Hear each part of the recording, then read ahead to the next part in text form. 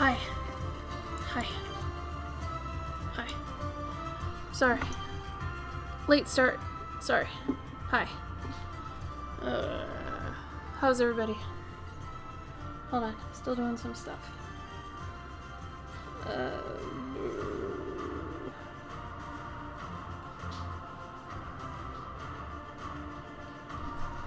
Oh, where is dark mode? Come on. Don't give me this. Oh, whatever. Okay. Hi. Welcome. Usually we start at 5. I'm about 10 minutes late. Sorry about that. But yeah, if you are here, how are you? Sign up. How are things? We're going to be working on tarot stuff. I'm not exactly starting to make a tarot deck per se. Maybe over time, over a long period of time, since I don't have a giant chunk of time to devote to this. But for the moment, I'll be doing tarot card bookmarks. So I can at least get those out and circulating and kind of finish them over time, you know? Anyway. Desperado, hello. Very excited. Why? Is it just because I've been away for like 2 weeks? Oh my god. I'll get into that in a minute. That's... Dennis, hi! I sent out your card today, Dennis. Sorry for the delay. Everything. My life is just delays lately. It's really dumb. Desperado, you're so sweet. The premise of the tarot cards? Me too! Me too! So this should be fun at least. I thought I'd start off with one that to me seemed kind of obvious. And something I like anyway. But I figured I'd do a couple from the major arcana and, you know, go from there. We'll see how it goes. Let me get the rest of this set up and we will start doing junk.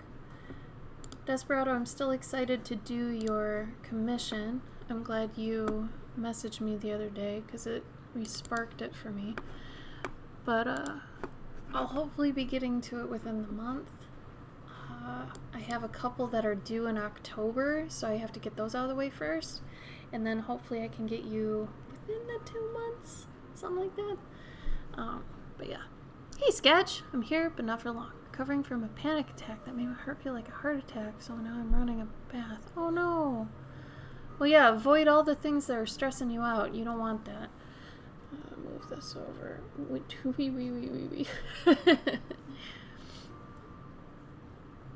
Yeah, I hope you're feeling better, Sketch.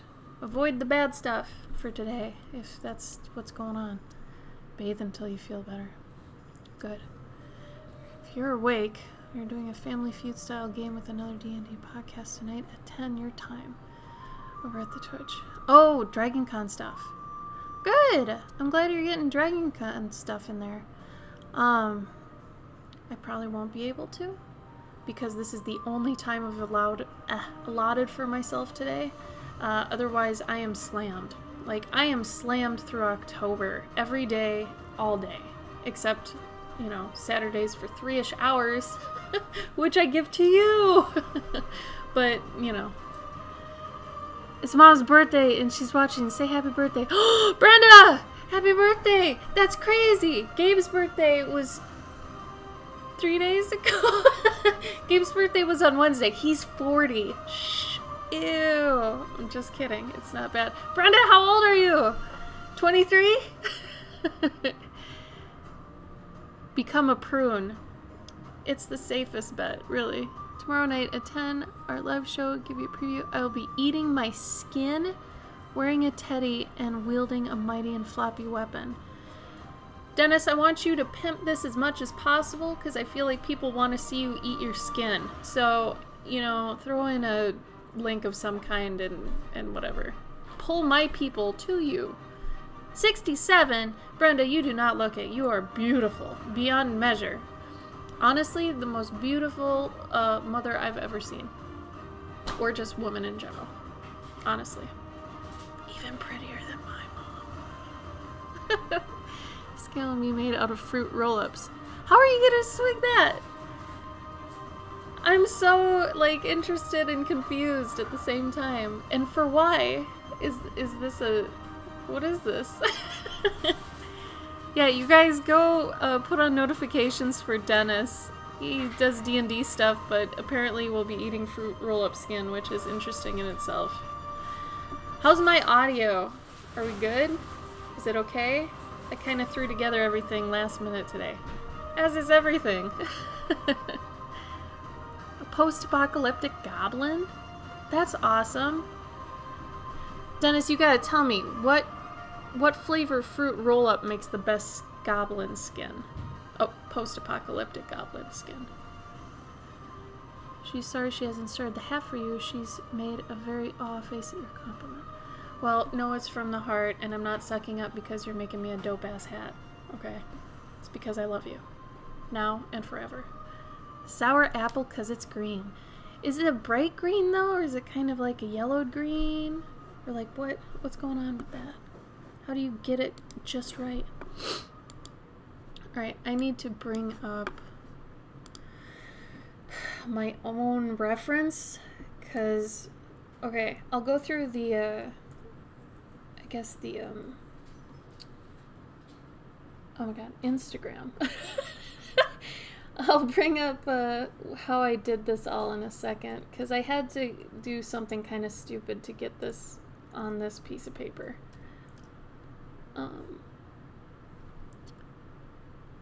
Do I even have music? Come on back now. Darkish green. I mean, there aren't a lot of options, so I take what I can get. That's cool, though. You know, it'd be even cooler if somehow you managed to have, like, a cherry one underneath that, so you peel off the green and it's that one. That'd be gross. It's already gross. Get going on celebrations, but we want to say hi. Oh, Megan, I love you. Megan, your package went out yesterday with all your ATCs, your Mage Mice keychains, all that junk. Yesterday. So, honestly, you should have got it maybe even today. Did you get it today? Red Kool-Aid. Yes! Staining it. Yes! Okay, that's cool. I was gonna say, you can't just pull off green whatever and have just fleshy flesh under that. That's weird. What do you want? You bringing her? Yeah. Thank you, Gabe. Gabe, people say happy birthday. Oh, thank you. And it's Brenda's birthday. Oh, happy birthday. Gabe says happy birthday, Brenda. But Megan, I hope you guys have a blast. Seriously, give her a hug from me. Brenda, a hug from me. I love you. Okay. So, get the fuck out of here. Instagram. It's being stupid. Huh. You're so dumb. Okay.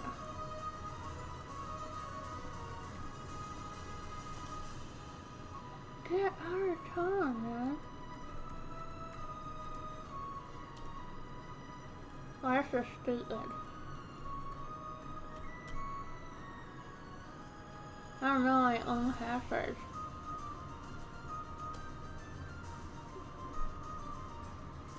I guess I don't even know my own password anymore. What's going on?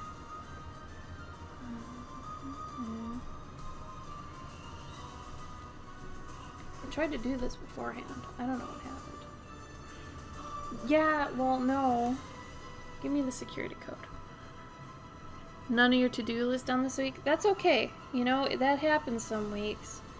The important thing is that you kind of refresh your brain and try again, you know, the next week. Don't get down on yourself about it. Because sometimes there's nothing you can do. You know, you have all these things you wanted to get done and, I don't know, they do eventually. But not always right away. Okay. So what I've done is I've pulled up on my Instagram what I'm using here as my reference. So geez, what do we put in here? that I already kind of mocked up the tones I want to use. So here's that. Oh, look at them little bees. Oh, they're so cute. Bath time. Have fun. Chill out. It's your time, you know? Don't worry about it. Okay. So this is actually a pretty big piece of paper right now. It's a 9 by 12. You can't really see the lines on it, but that's on purpose. So I had to do one of these methods called the transfer method, right? Which means you print out like what you're going to want to put on another piece of paper, right? And this is just regular paper.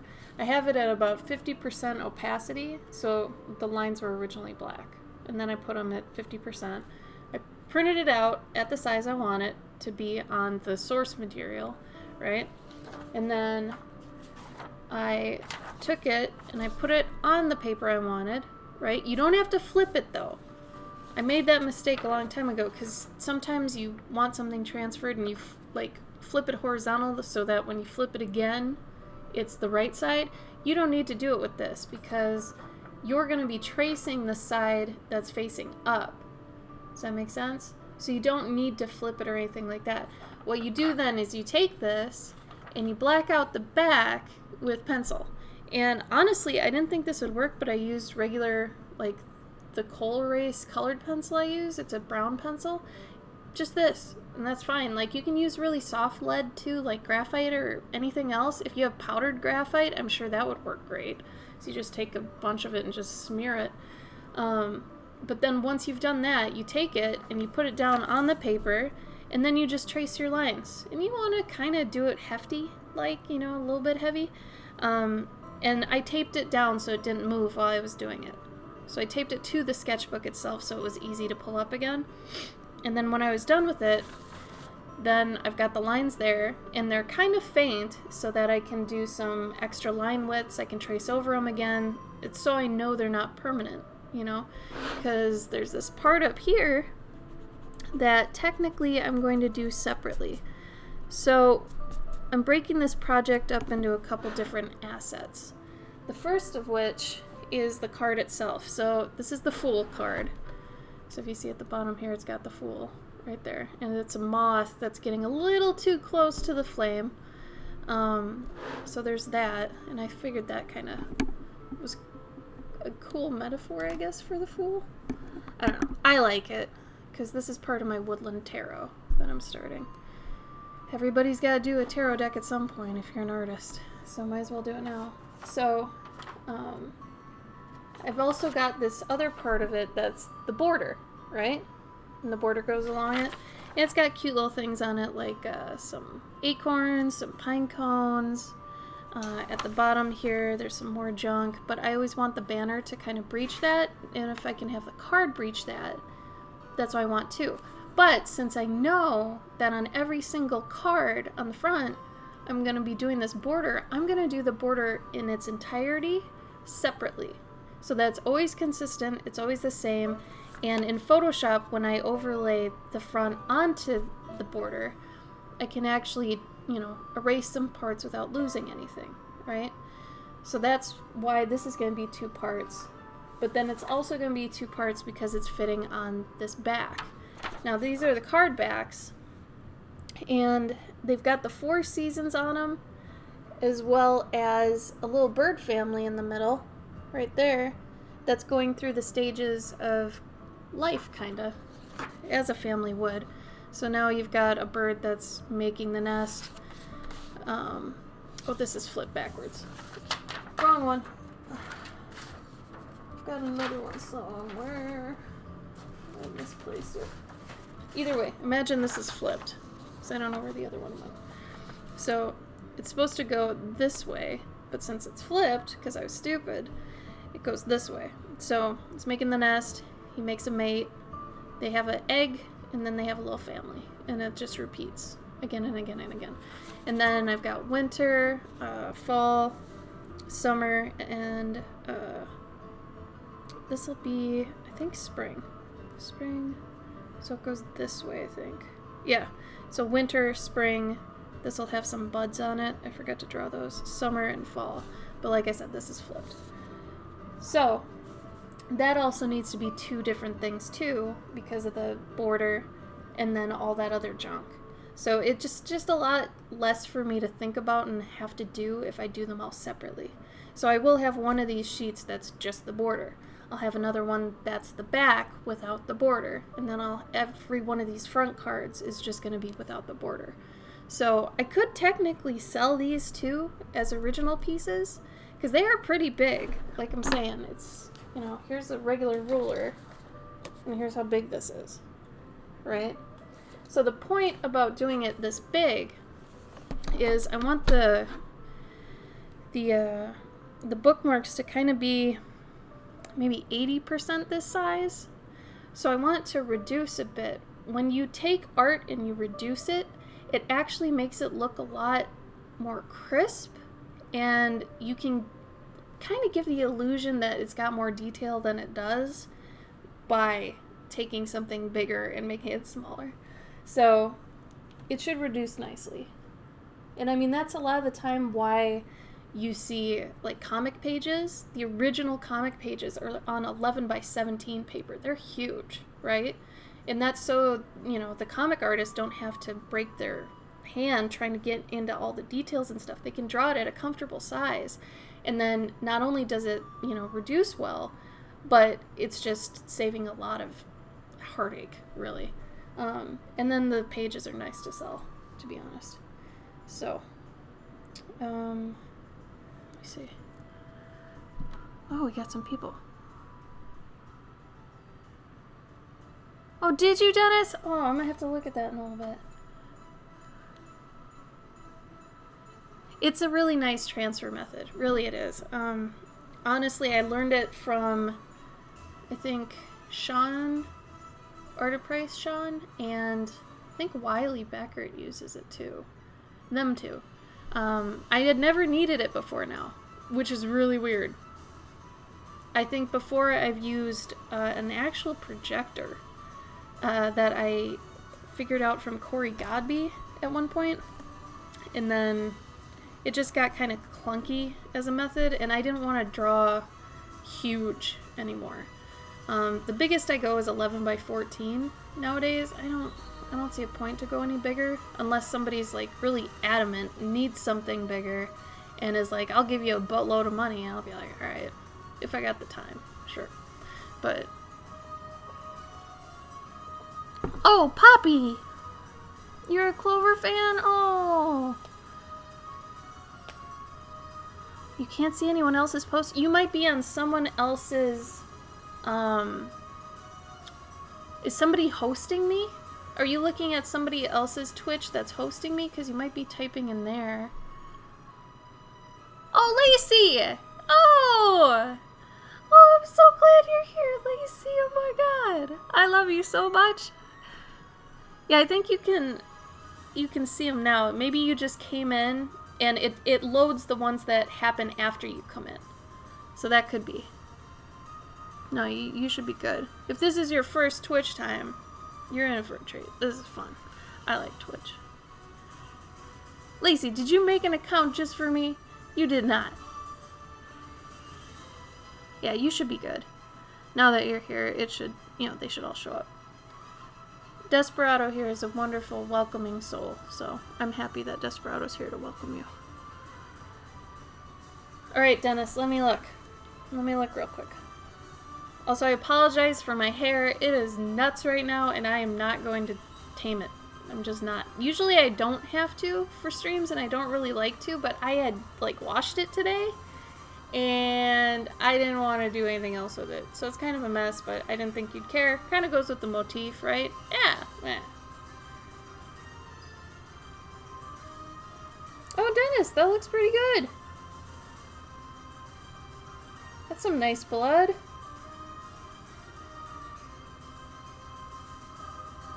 They did a good job with not getting too dark with the night scene. I think that's really nice. And the palm tree shadow's pretty cool, too. I think you got a winner. Good job, Dennis. This is really nice. Good work. Your homework paid off, I think. Lacey, how are you? Well, you're sweet, Alex. You're sweet. Oh, that's awesome, Lacey. Lacey, you should do your belly dancing on Twitch. I've never seen anybody do that on here. I think there's a market for it. You might get some creepos, but if you have your husband mod it, like, so that he kicks all the creepos out, oh man. Oh man. That'd be crazy. I think you'd have a real market for that. I don't know. I'm just saying. You did a good job, Dennis. Yeah, it looks really nice. Lacey, I'll be right back. Alright. So I got smart, and I'm actually dual wielding computers right now. So I've got one computer that's solely just looking at the chat, and the other one just focusing on the streaming. So should be good. Let me pop out the text though for the chat. That'll be easier. And then we will finally start. I mean, geez.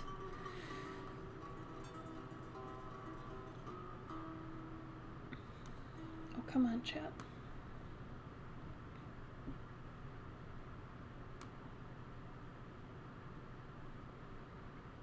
What happened to the pop-out chat? I can't pop out the chat now? Well, that's just weird. Has anybody been binging any shows lately? I'm really curious, because we've been binging a couple. I'll get into that in a minute.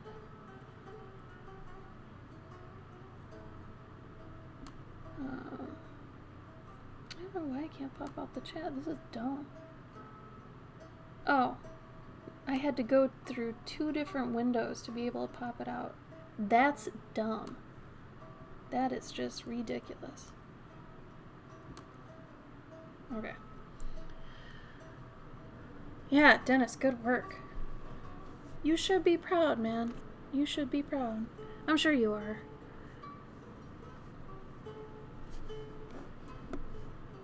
The confusing thing is when you've got 2 computers going, and you've got, like, I've got a trackpad and a keyboard, and then I've got another mouse and another keyboard, but one of my keyboards is to the left of the other computer, so I'm all over the place with trying to control a bunch of things at once.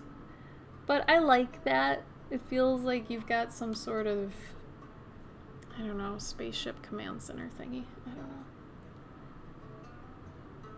Hi, West Mouse. Thank you. So if you're curious as to what it's kind of gonna look like, I'm doing it on tone paper, but this was the mock-up. So I'm gonna work on these tones on this. So it's actually a tarot card for the Fool. As the moth is getting a bit too close to the flame. You know, as moths do. I have a giant moth collection of my own, actually. I'm looking at one right now, and then I've got 3, let's see, 4, 8, 9 other ones. And I've got a giant, like, 6-foot one in my bedroom. Not a real one. The other ones are real. That one's not. What the hell was it gonna pull up? I already forgot. Also, welcome, Des. Self-confidence is not my strong suit, so while other people tell me stuff is good, I'm always skeptical. You know what? I get that. I feel the same way. But at the same time, you do remember to give yourself a pat on the back sometimes, right? Like, yeah, I did okay. Alright, next thing. Yeah? Okay. So, I'm thinking...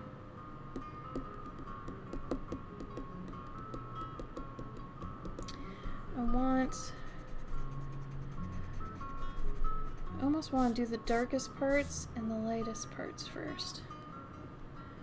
But at the same time I don't. so maybe I won't.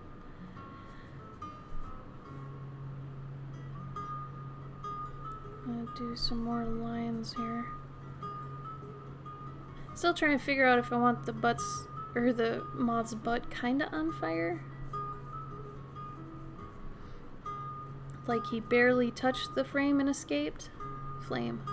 Did I say frame? God. Oh yeah, I was gonna get into where the F was I the past 2 weeks. Dennis, you gotta start. If you don't stop and like acknowledge what you've done, you're just gonna breeze past it and you're gonna go nuts. So the first week I had to cancel the stream was because we had massive deadlines, and Gabe's was finishing the issue he was on currently, and he did that a couple days after we had to cancel the stream, so that was good that we finished that. And then the week after that, we had 5 straight days of this construction company working on the house, because we have an HOA, so they basically run all the repairs that happen to the house, which is kind of a bother. It's like simultaneously good and bad. So they had scheduled to do 5 straight days, which is like, really guys, that's a lot of like re-siding parts of the house that were just rotting, and we really needed it. To be fair, we really needed it. But because of that, they ended up knocking out, and I took a picture of it and I put it on Instagram so people knew I wasn't lying. But our internet box, right below it is this crazy, like, exposed wire. It's just the wire. But then it goes into the tube that goes underground and all that stuff. But the wire was so exposed that when they pulled the siding, the old rotted siding out from behind it, they must have just been so careless and took it and kinked the wire. It was literally like a zigzag. So it knocked out our internet all weekend. Our internet company said, oh yeah, well, we can't be out till Monday. And it was, I think it was Friday. It was like, really? You guys, what do you do on the weekends? Like, people's internet has to go out sometimes and you're just not gonna go fix it? Are you kidding me? So that was kind of dumb. But what was more dumb was that we couldn't stream, because I stream on Saturdays and Gabe streams on Sundays, so it was kind of butt. Actually, it was massive butt, so that's why we didn't stream that week. So one was our fault, the other one was not our fault. So if anybody was counting on us streaming one of those weekend days, I'm sorry. It was just crap. I'm mad at what happened. But we ended up making our deadlines, so that's good. Though I'm behind on a million other deadlines. Dennis, you're still here, right?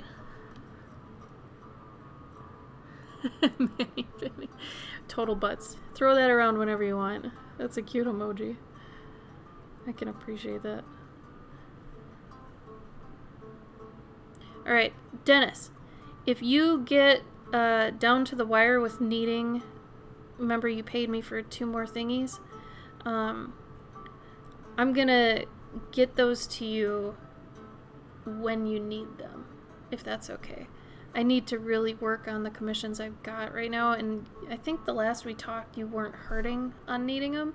So the minute you start like, oh yeah, we'll need one in a month, just poke me and I'll do them up for you and I'll send them to you. But like right now I gotta like laser focus, if that's okay with you. If it's not, yell at me. That's fine too. Okay.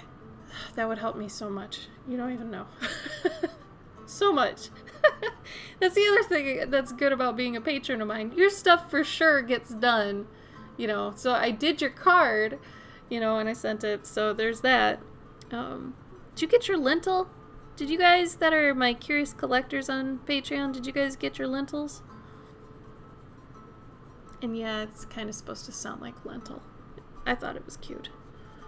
Maybe it's dumb like that, but I think it's cute.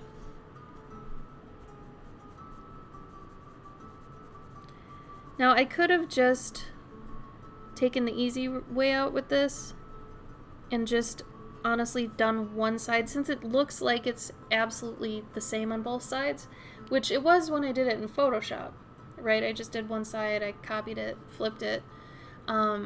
But I'm not doing that now because I think sometimes there's a really nice effect you get when it looks like it's almost symmetrical. It's kind of like the face effect. You know how your face isn't absolutely symmetrical?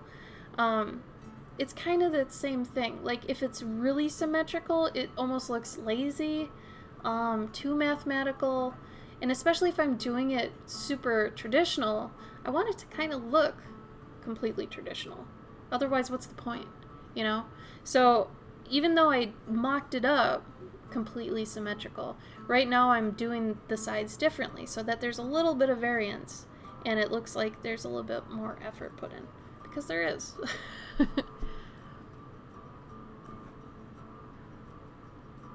Okay, cool, Dennis. Whew. Thank you. I really appreciate that. I'm coming up on 2 years for a few of my deadlines, and I told myself I would never get that far with being behind on commissions, but here I am. So I really need to make sure I catch up on those. This time next year, though, I should be sitting in a real pretty spot. I'm starting to put my foot down on commissions. So, like, I took my last by Christmas commission the other day. I'm not gonna do any more rush Christmas commissions this year, because I need to finish what I got. Even though we need the money, it's one of those things like, I just can't do it. I'll fucking snap. That a boy. Good job, Dennis. We appreciate that. I mean, I guess it's smart for you too, because then you can budget for it in advance and give artists a lot of time to make it. Because really, the more time we get to do it, the better. Not just because we're spending more time on it, but more like if it's, you know, if they're like me and Gabe, I need a little bit of time between projects to kind of not draw. You know, if I'm drawing all the time, I feel like it's just the quality's not always there. So we need to at least rest between commissions and drawings and all that. And from what I've seen, people have been really good about it. Like, people understand, well, you need to rest your hand, you need to, you know, kind of defrag your mind, I guess.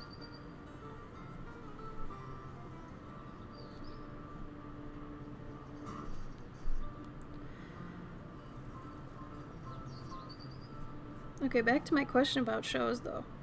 Have you guys been binging any shows? Or just started watching any that are good? Oh, this is almost too not symmetrical, though.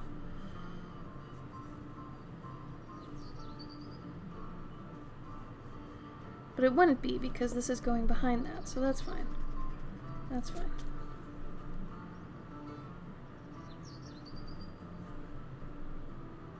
Also, it's starting to get cooler here finally, which is really, really nice. I'm really happy about that, because it has been too damn hot. I'm not about that. Oh, they made it weekly? Really? Did they release the first season all at once? I think they did, right? Because I think I remember binging the first season. I wonder why they made it weekly. Like, what do they get out of it being weekly?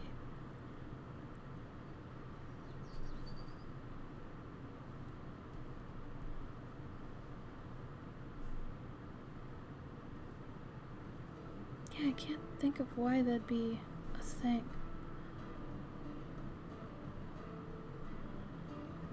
So I kind of want these cards to be a mix of organic and a bit formulaic and geometric, but not so much so where it's a turnoff. At least for me. I don't like things to be too mathematical, or else I'm just like, okay, I don't really care about it. But structure, I really do dig structure, so that's nice. You were pissed. I could see why, especially if you've been waiting for a while. Okay.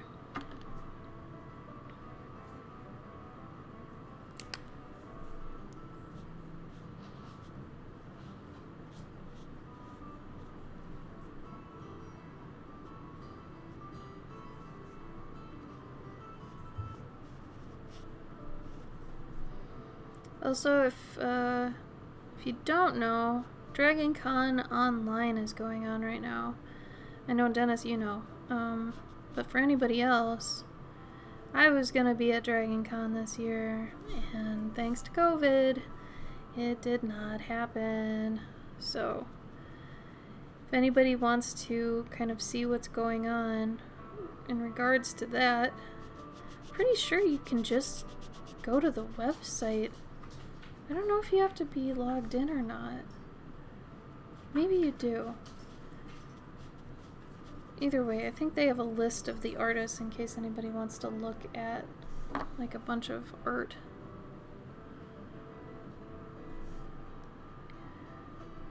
And since I've already mocked this up, I'm just gonna block out all the tones I know I'm gonna end up using anyway.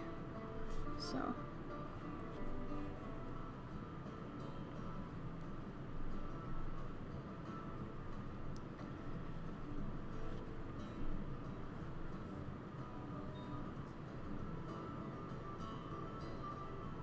Oh, is that thing happening right now? Or soon? Or no, that was at 10. Oh, that's your Dragon Con thing, that's right. Is that the DC TV? Is that what that is? What they'd have in the hotel rooms? Yeah, I think that's what they'd have in the hotel rooms. I remember watching when they'd have the night wrestling, the cosplay wrestling. That was always fun. I enjoyed watching that back in the hotel room. I guess that's something I won't miss, is trying to get back to my hotel room. Luckily last year I didn't have to worry about that because I got a non-party hotel, which I think I'm going to just try to do in the future. But if you get one of the party hotels, you have to wait like an hour in the lobby to get an elevator back up. It takes so long to get back to your room. It's crazy. Hey, Jeremy.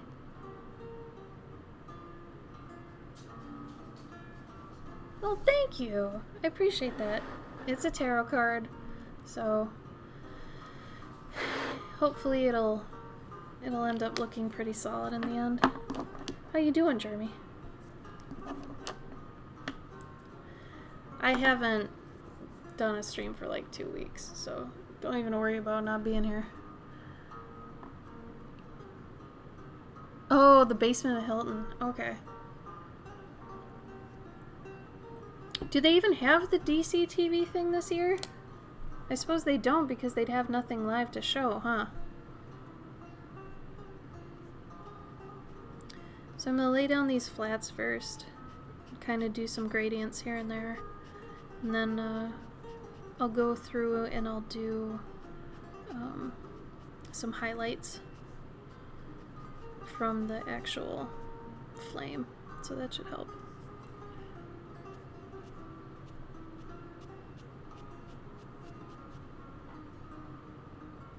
You've had better days, but you're okay. Well, as long as you're okay, you will have better days, you know? No worries, Jeremy. It'll get better.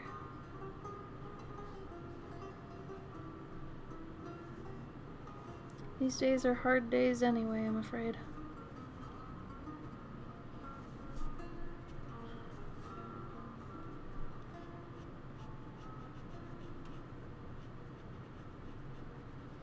Now I'm going to save the darkest color for the borders, so I'm not even going to do anything close to that level of dark.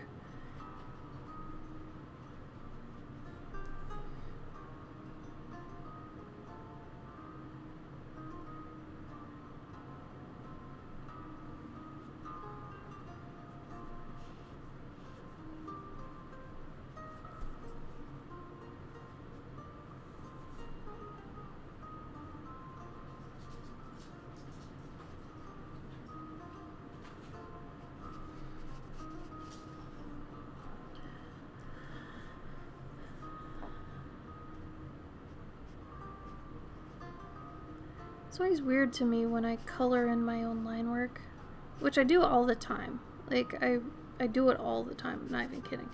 But every time I do it, I have this kind of self-aware moment that it's like I'm doing my own coloring book or something. It feels really weird. Yeah.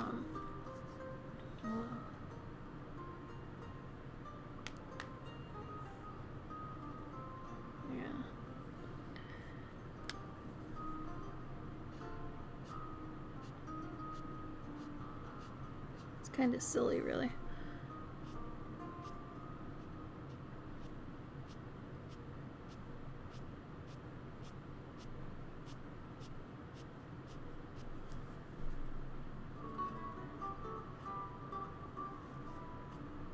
Typically, I don't have to move my whole body when I do this, but since I don't want to move the paper, so you can see it.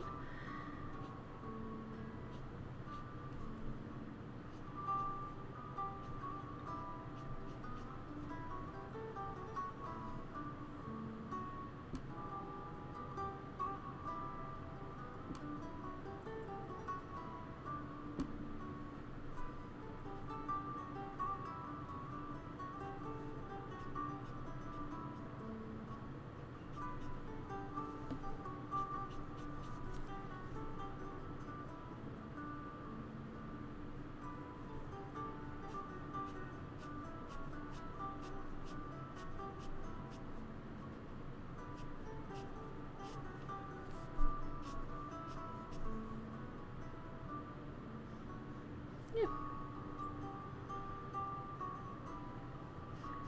Then I'm gonna have parts that are lighter, so if it looks weird that I'm leaving a whole block the same tone, it's probably because I'm gonna go in later and actually make it darker.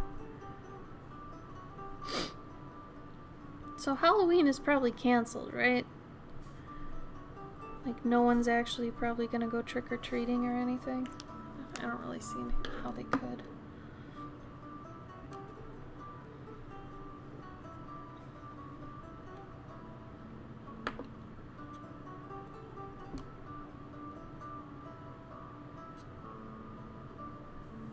Boop, boop, boop, boop, boop. Is this actually...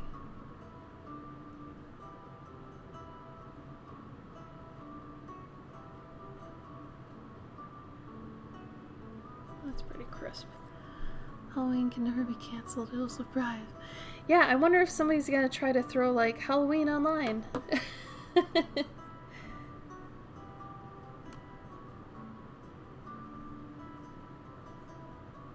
Yeah, see, I don't know what people were expecting. Yeah, once school goes, it's gonna be fine. What? No. Are you dumb? Why? If anything, schools are just gonna be regulated in a worse way. Because, I mean, kids are gonna do what kids do. They're gonna fight, they're gonna make out, they're gonna, you know, hide from each other and kiss and stuff like that. I don't know.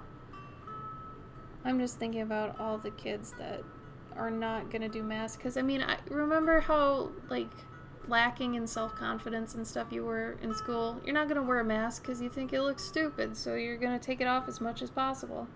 It's like when I wore glasses. When I first started, even now, I'm still self-conscious a bit. So it's like I take them off as much as possible. I'm sure kids are gonna do the same thing with masks. I mean, how not? I am looking up candle references right now. So I used to draw candles all the time, so I think I know what I want to do with it, but I don't want to just assume. And I don't want to have to redo this. So I'm gonna try to find a decent reference.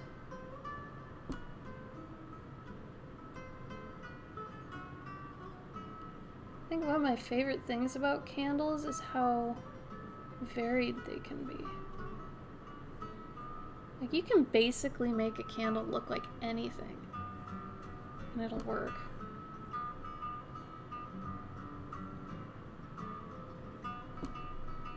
Yeah, there we go. That one looks pretty good. Welcome back, Lacey. Hi, Chappie. You love it so much. I'm so glad, Lacey. Thank you.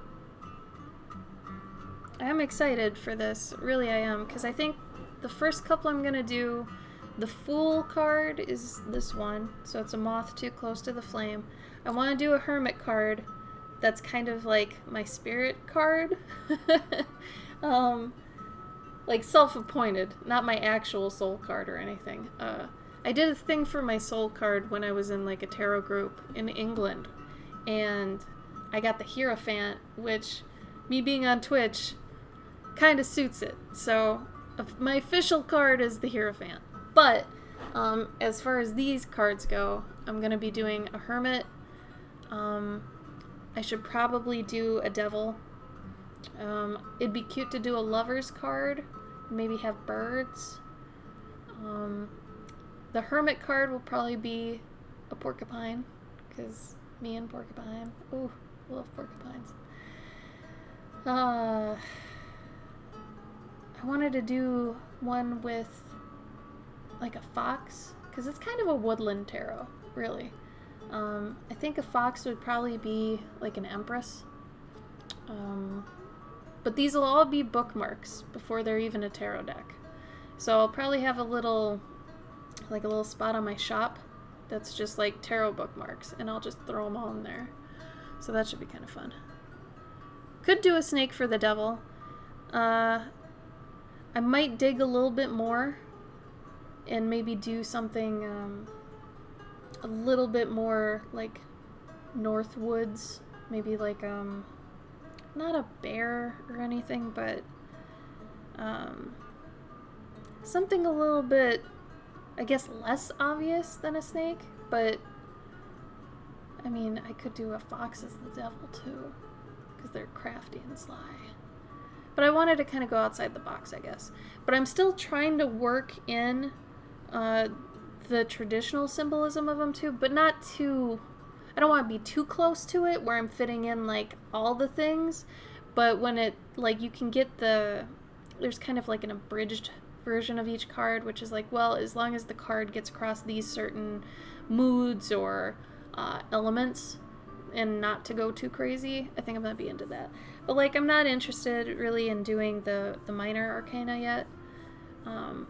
So I'm going to pick a few out of the major, but yeah. So stuff like that. Are you going to do repurpose any pieces? Like 2 mice intertwined tails for lovers that you did? Oh! Desperado, I could do the mice, I guess. That might be cute. That might be really cute. Desperado. Good job. That's pretty good. I have a doc that I put together that's got all these in it and all these ideas. But I don't have it up right now. But I'm thinking I'm starting with 5 bookmarks. So, you know, if I can just do those, and like I said, this is going to be kind of a longer project. I've got about 4 other projects I'm in the middle of. Speaking of,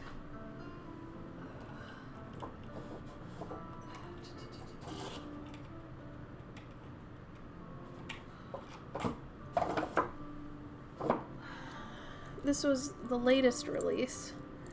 It's my mage mice. Little keychain, guys. Do I have a... Here. So it doesn't play at the background too much. So these are on my store. There's this version, and then there's a really nice, like, super gold version. Lacey, yours went out yesterday, I think. Pretty sure. It's whatever the tracking number in Etsy gave you. But there is a gold version too. There's 4 different versions of these. But, here.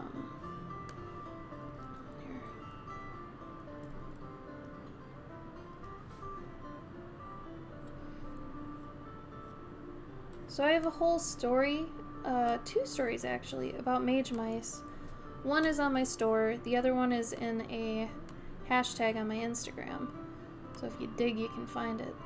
But I figured I would do a mage mouse keychain because it seemed like people thought they were cute. So because they are thought of as cute, I was like, well, I'll make a keychain. So here's a keychain, and he's got little stars coming out at the bottom. It's pretty fun. I like it. Anyway, so those are available on there. But I've been trying to kind of mix up doing some stuff lately. Like another thing I did, I'll take maybe like 20 minutes off a day and do this stuff. I made a like a lanyard, a vine lanyard, where it's like you put it around your neck.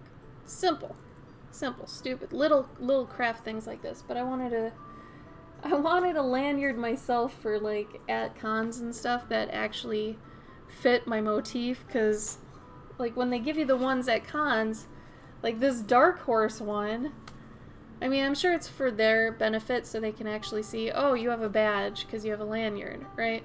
But this does not go well with a woodland motif, all right? Especially since it's silver and it's like, just doesn't work. So usually I have a badge clip that I've made myself, and so I wanted a lanyard version, so there's that.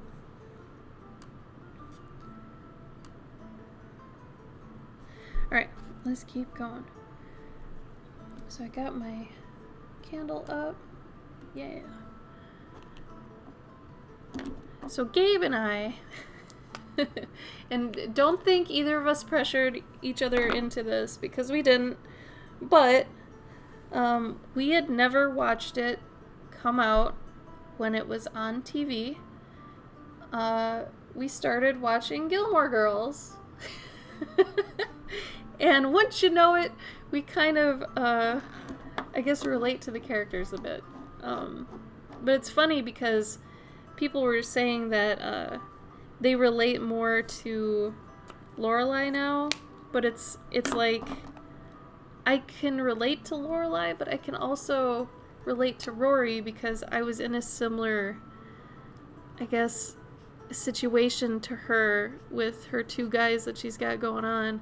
No spoilers though. We haven't gotten past season 4. I think we're in the middle of season 4. Anyway, so I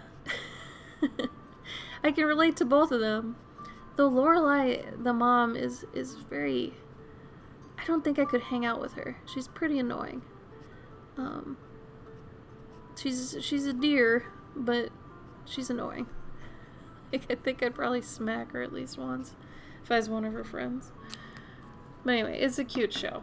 It's one of those shows that's just really nice to either have on in the background or, you know, just not think too hard about. I know it's kind of silly, but that's what's been going on with us.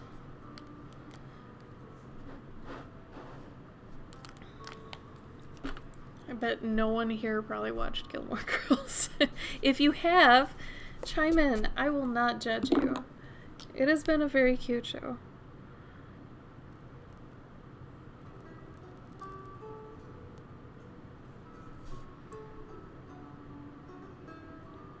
I think the hardest thing about being independent is trying to balance everything. So yeah, I have all these deadlines I'm super behind on, but I have to keep making, like, I'm gonna call it present money, because I've made past money by, like, all the commissions I'm working on now. That money was, like, spent months ago when I got it for, like, bills then and everything. So I'm working technically now on past money, so I need to also be making present and future money, which means still creating product and stuff. So that can be a really kind of fine balance, really. It's tough. I think that's one of the hardest things to get used to when you're independent, is figuring out how to do both of those things. Because what sucks is if you're making new content, people are like, oh, you're not busy. You just made this thing. You just put this thing out. It's like, no, I am very busy. It's because I'm working past and future, you know? So it can get kind of difficult, especially explaining that to people. I feel kind of bad because, you know, they'll see you put something out They're like, oh, maybe I can commission, her now because she's not as busy because she's making this stuff. It's like, no, man. I'm just as busy, if not more. Like, I am the most stressed I've ever been in my life. But I think I'd probably rather have that than not at all. Because I think about going back to, like, the job I used to have, and it's like, would I actually enjoy that if I went back? No. No, there's no going back. I know too much. It's like the Matrix. I know too much now. I can't go back. There's no going back. I'm unplugged. I really think it would be really difficult for me at this point to go back to a desk job and work for someone. I have such a damn attitude and a problem with authority that it would just... I don't know, someone would kill me. Or I'd kill someone. I'm sure. It was hard enough before I'd gone independent, but now that I have, it's extra hard. Even think about it.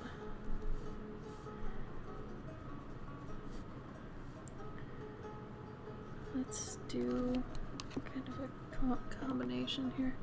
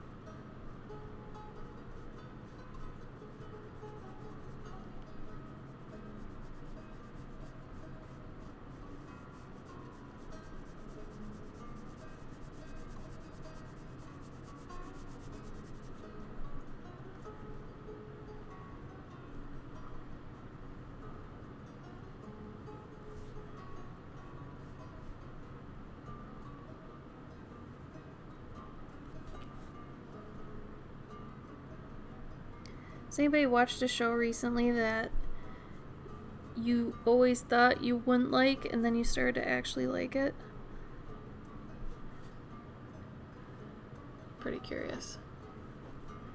Since I've had that sort of thing happen to me recently.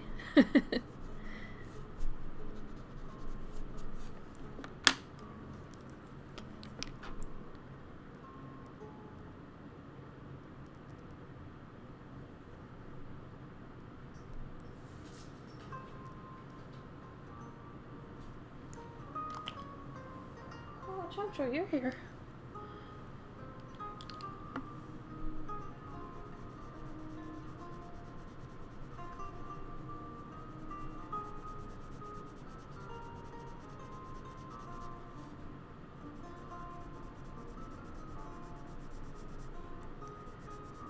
Lacey, are you still here?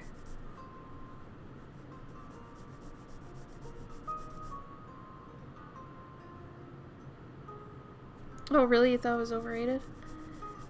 I bet it's good. Like, I haven't seen the whole thing myself. I started to watch it because so many people told me I'd like it. And so far, it's really cute. I'm assuming it probably deserves the hype it has. So I'll finish it at some point. But I think my main thing with it is I'm worried that it's a little too childish, but someone told me it starts off really childish and then it gets a little bit more heavy. So then I was like, okay, I'll trust that.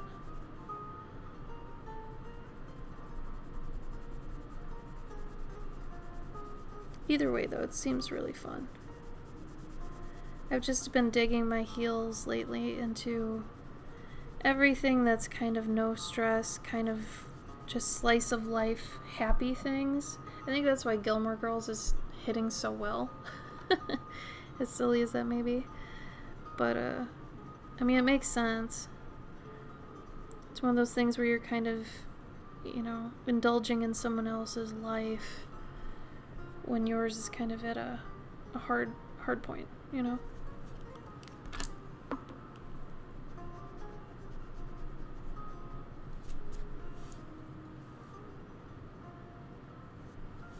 Here, I'm gonna sharpen my pencil real quick.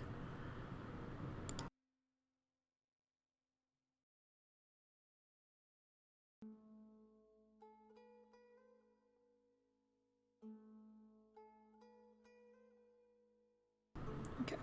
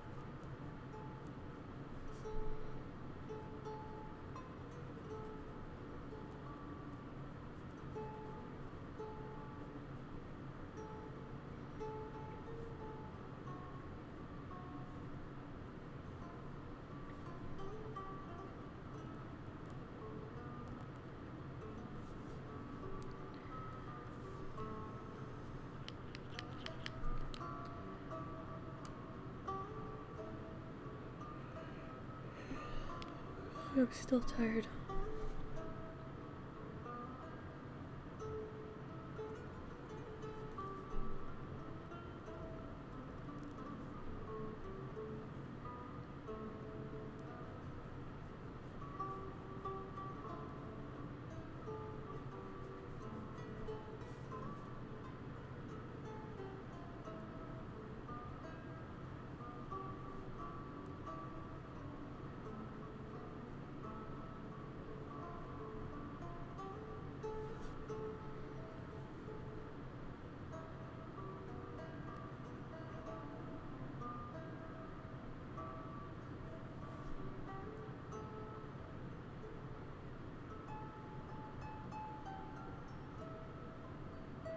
Oh, that's cute. What's it called? Adventure Racing Show. That sounds adorable. Lacey, I was trying to ask, do you think you'd ever do your belly dancing on Twitch? I think people would really think that's cool.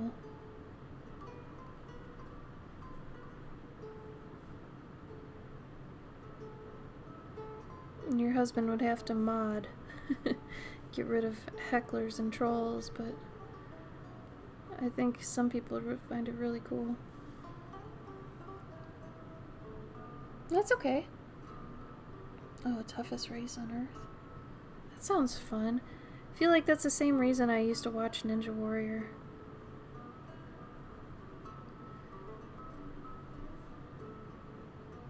It's like I've been rewatching shows that give me a certain level of comfort. I mean, shows like Parks and Rec, or if I'm feeling a little bit more, fantastical, I've been rewatching Supernatural for the millionth time.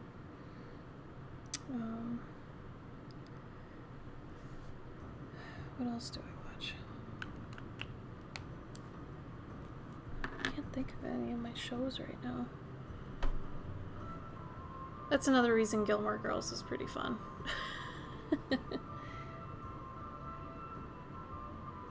No, I think it's awesome.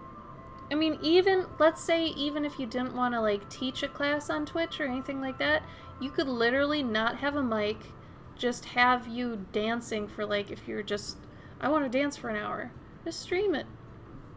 Someone would probably find that super soothing, in all honesty, if you play the music on it that you're dancing to. I think that's cool. I'd watch that, honestly. I think that's neat.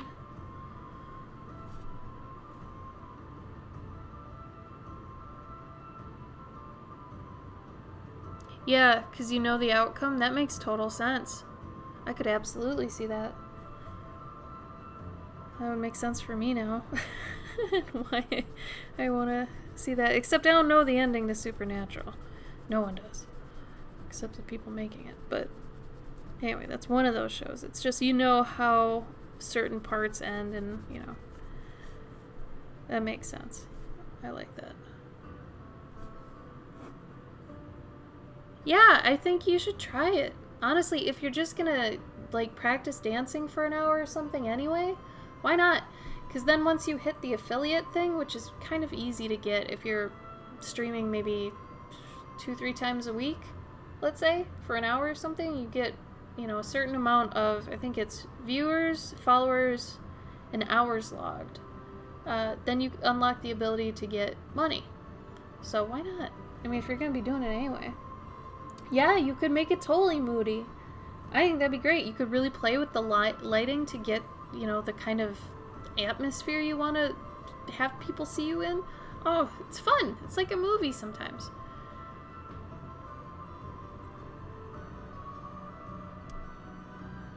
Oh, active chatters at once. Yeah, so that's why Gabe and I, or just any artist really, unless you're viral, will never get to partner, because you need 75 viewers at once. And we have a friend that they've got like 300k followers on Instagram, and when they come over here, they've got a few thousand, and they barely have 75 at a time. It's like, really? I mean, I know that's mainly for the gamer channels, but for the artists, it's basically impossible. It's ridiculous. Oh yeah, if he made affiliate, then he knows exactly what's going on. There you go. And like I said, if you're dancing, you know, and he's not doing too much either, he could mod for you and just kick all the bad guys. Yeah, it's tough. It's tough. I mean, that's another reason that Gabe and I kind of pulled back from Twitch. We were going hard for a while. And we really wanted to, like, make it work as another form of, you know, income and all that. Honestly, you know, they don't make it easy to anymore. It used to be. Now, no. Like 3 years ago, everybody was, like, throwing bits around and donations and all that junk. But after a certain point, and I don't even know what happened, it might have been because of there were a lot of Twitch controversies and a lot of people leaving and then coming back, like, maybe a year or so ago. There's like this giant Twitch exodus. And then people ended up coming back because the reason they left imploded. A lot of people had left for Mixer, and then Mixer went bankrupt. So in my head, I'm thinking, okay, Mixer probably just, like, tried to throw a Hail Mary and, like, pay for the most important people on Twitch just to see if they could save their company. And it didn't. So then they went bankrupt. But anyway, after that happened, it just seemed like, what can you do? Like, Twitch is just not as lucrative as it once was, you know?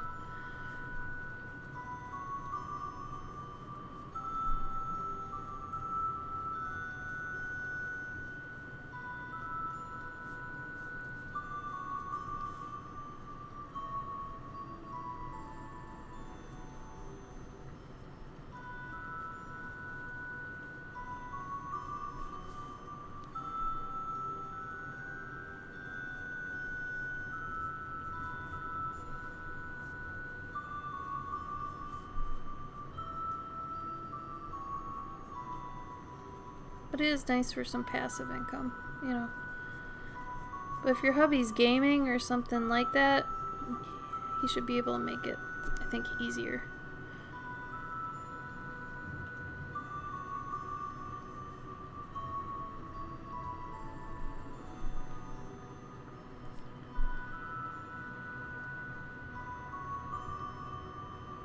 Vikings the show or Vikings in general? Like, just Nordic stuff?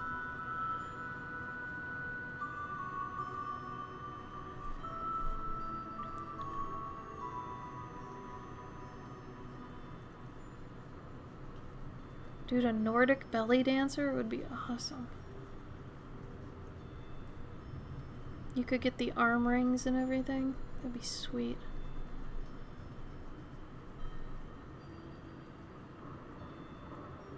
Oh, he's painting. Cool. Well, depending on what he's painting, he might get a good following. That's one thing I think is really cool about Twitch, that they never seem to put money into exposing more of, is just like other types of arts. Like, there are cosplay people on here, there are people who cook, like there are homebrew cooking channels. I think that's awesome. Lots of crafting. There's even a few grandmas that stream on Twitch that do, you know, knitting and stuff and just sewing. It's really cute. I think it's a good way to just stay in touch with other humans.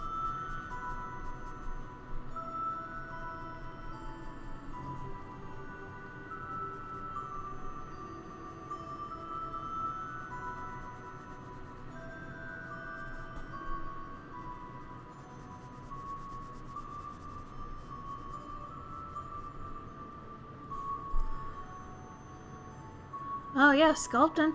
Yeah. Who is it? Volpsy? Volpsy is one of the sculptors I liked. She's good. Wicked West is good too. Yeah, I love that show. I'm caught up. I'm waiting for the second part of season 6. I got my friend into it like maybe 2 weeks ago, and he started watching it, and he's already caught up. He binged that much of it, and I was like, wow. He's always been big on Vikings anyway, so it's a great show. I actually really liked it. There was that part around season 4 where I was like, oh man, I don't know if I can keep watching, but it's still good.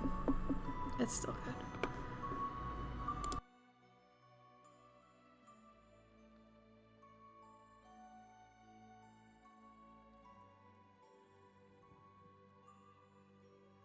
And here he is now, Nightshade. Nightshade, I told you. I told you you'd like it. It got good. I feel kind of bad, though, that you binged it so quickly, because, I don't know, there's that whole thing with watching an episode and absorbing it, but I feel like sometimes when I binge things, I kind of don't get to savor them, and I notice it when it's way too late, you know?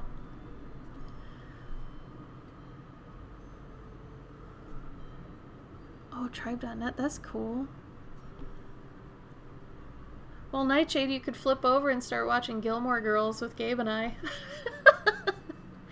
It's super chill, man. If you just want to see some chicks basically complaining throughout their lives, it's cute. It's cute.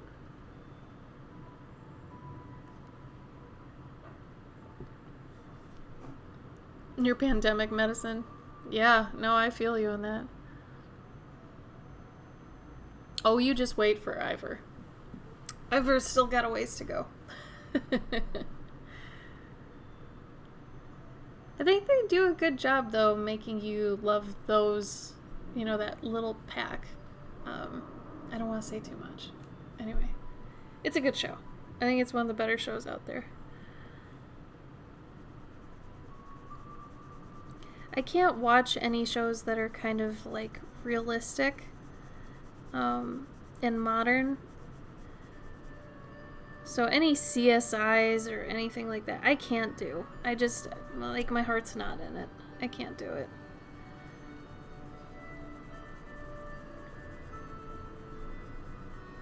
Like, it has to have some air of, you know, fiction or fantasy to it, or else I just don't care.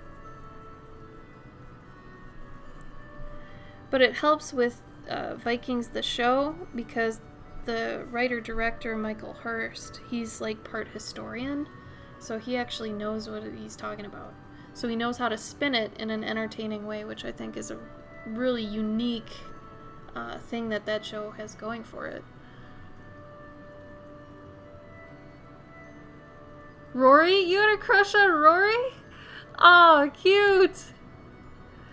Yeah, it stays between us, all 13 of us. Sure, sure. Rory's adorable. She's very cute. Yeah. And I feel like that's why Miyazaki movies are actually so like loved and renowned, because there is usually no fully good or fully bad guy. Everybody's gray. And so, you know, you can empathize with every character. You know, even the villains, who aren't actually villains, they're just the worst on the scope from a certain perspective. You know, so because of that, that means that they've made their characters deep enough to where they have that duality. If all the characters have that, that's pretty neat. Yeah, me too. Just enough fantasy. Hi, Spongy! Oh, it's so campy, Nightshade. It's so campy. There was an episode of Supernatural where they were acting like CSI characters and they were just playing up the camp, but it was so true to, like, what those shows do that it was just on point. It was good commentary on it. It was fun. Hold on. Is this too loud? This is my pencil sharpener. Let me know if this is too loud, because I usually mute it. How you been, Sponge?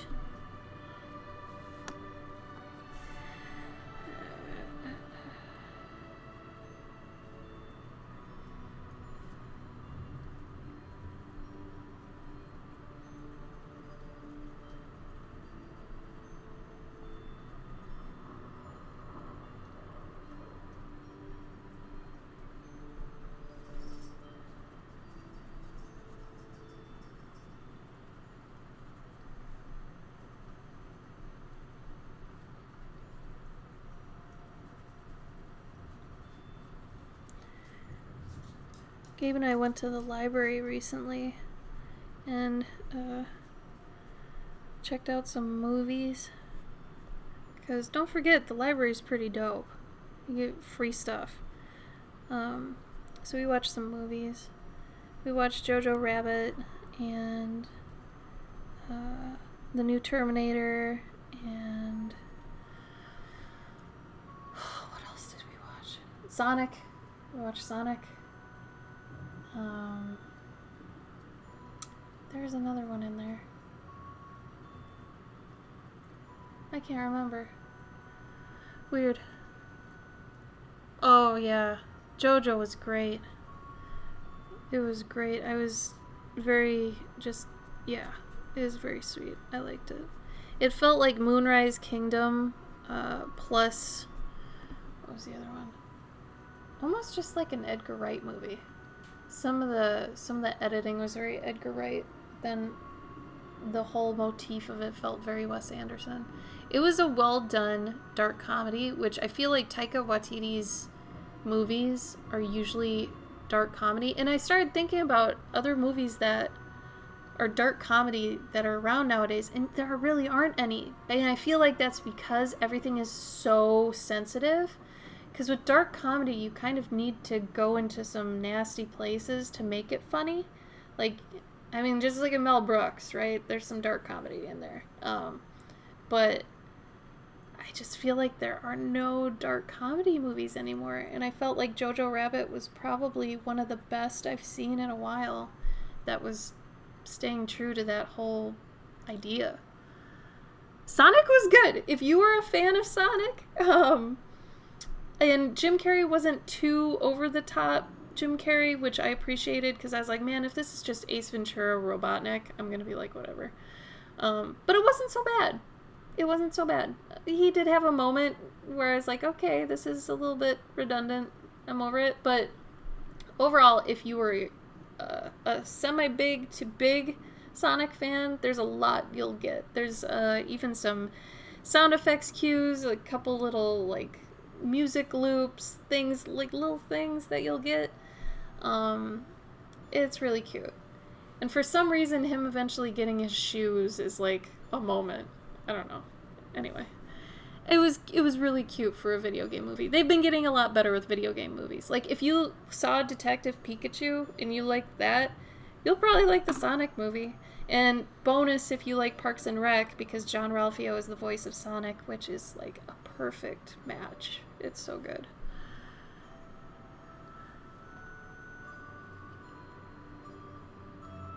Yeah, Sonic was great.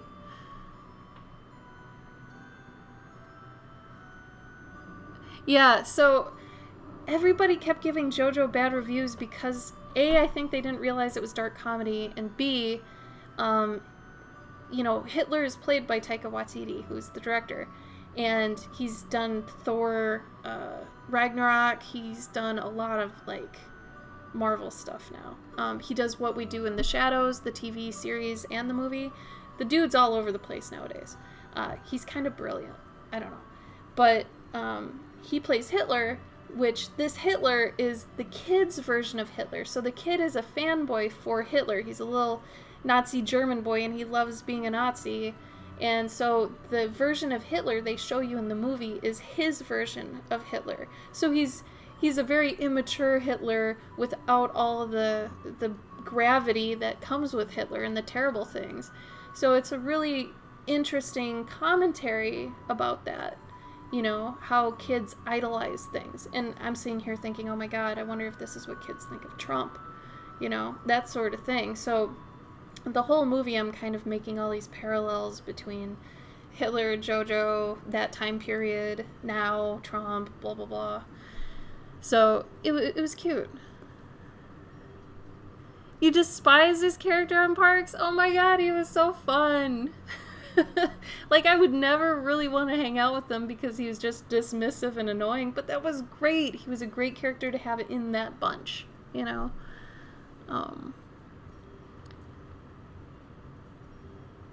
What better of an elf view? Yeah, I turned to Gabe. I'm like, if Taika's playing a white person, is he doing whiteface right now? Because usually he's super tan. And I like to just ask a lot of race questions to Gabe a lot of the time because, Gabe's Mexican, so sometimes he knows things, sometimes he doesn't. So I was like, because, yeah, usually Taika's super, he's New Zealand, right? He's a Kiwi. So, I don't know. I was like, oh, man. Hell, honey, I'm home? No. Hail, honey, I'm home? That's cute.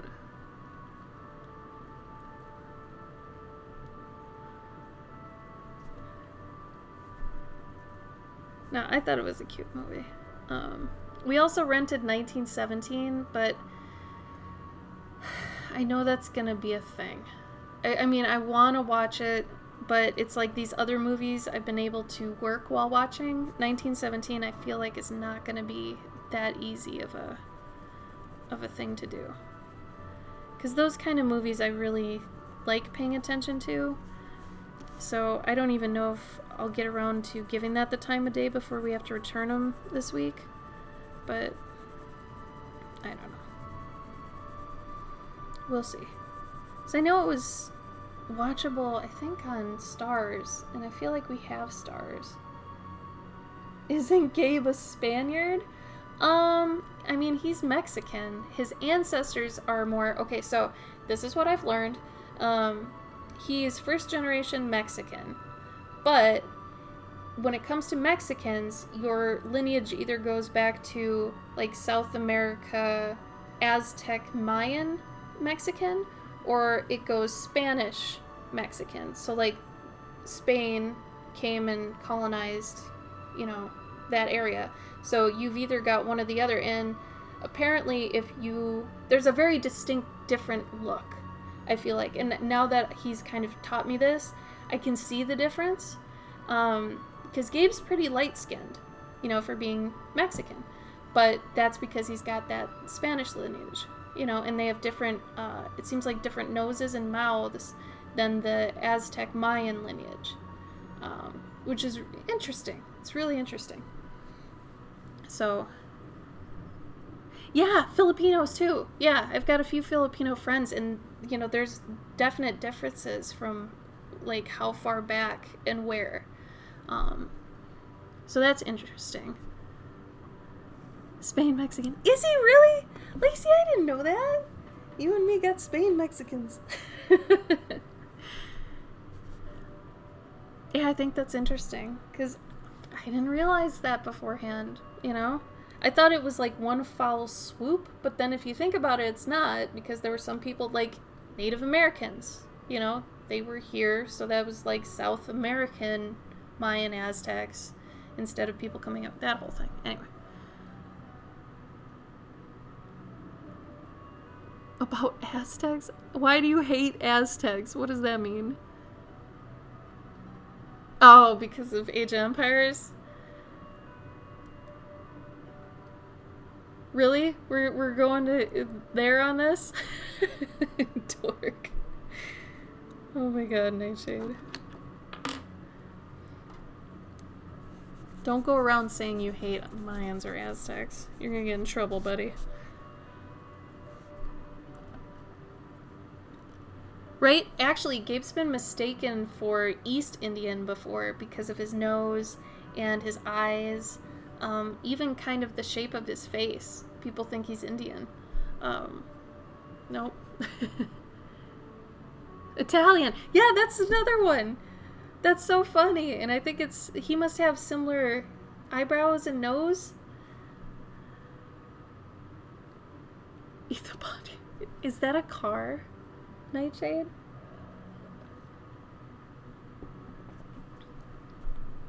I bet when you said you hate Aztecs, like 5 people in the chat just gasped. Like, oh my god, he did not just say that.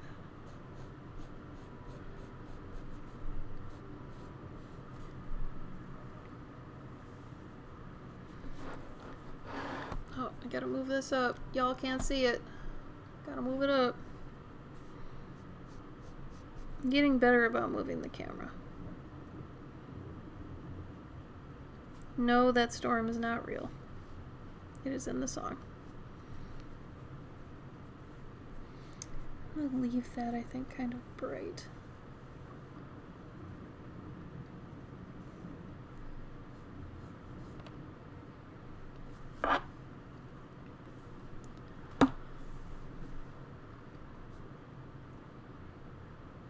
I had like 3 friends that had Pontiac Sunfires. Anybody in here have a Pontiac Sunfire? I didn't, but I know like 3 people that did.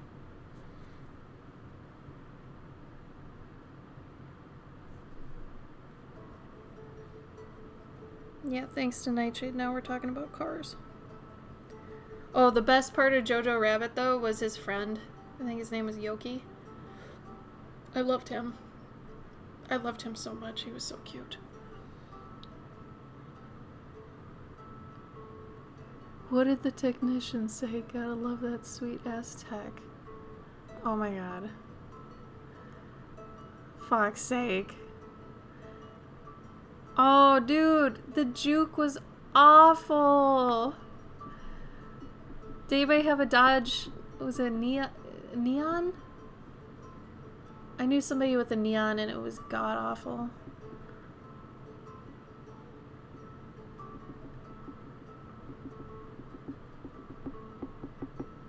A chick car?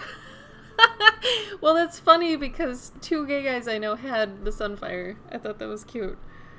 But they souped up the sound system. I thought that was cute. Blasting Mariah Carey. I never got on the Mariah Carey train. Sorry.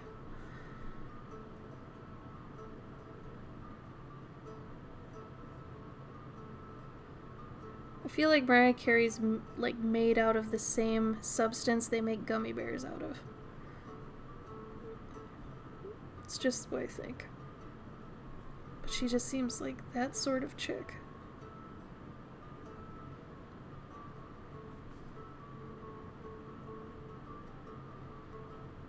Then again, it was like, I feel like everybody I knew in high school had a Ford Taurus. I had a Chevy Caprice. My car was dope. It was a huge boat that like had a living room in it that I could drive around. It was huge and it was heavy. But everybody else I knew had either Sunfire, a Neon, or a Taurus. Mainly a Taurus. Yeah, Spongy. So there are tarot card bookmarks. I've been kind of working on them off and on since February, at least compiling a list and some thumbnails. But now I'm going to start kind of putting them out, and which is weird because everybody seems to be doing it now. And I was like, oh, in fall, I'll really hit this hard. Hello, everybody's doing tarot cards in fall, which I suppose tarot cards kind of give you that, like, spooky Halloween, like, dark, I don't know. Even though they're not, right? I use them all year round, but it's like Halloween, I guess. Anyway, so I'm going to start with like 5 of them and make them into bookmarks, and then if eventually it ends up as a deck, cool, but it's not my goal right now. If anything, I just want to make a solid 5 to 10 of them and make them bookmarks. Because, I don't know. But yeah. I feel like they're super in right now. Everybody and their mom's doing tarot cards right now. And planners, which I'm also working on planner. Shh. You're the only ones that know right now. But I did do, for those coming in, I've also got a couple weird things. So I released this last week. I think it was last week. Maybe it was 2 weeks ago. This comes with 4 different variations. 2 brass, different types of keyring, and then a gold set, like gold. Like this kind of gold.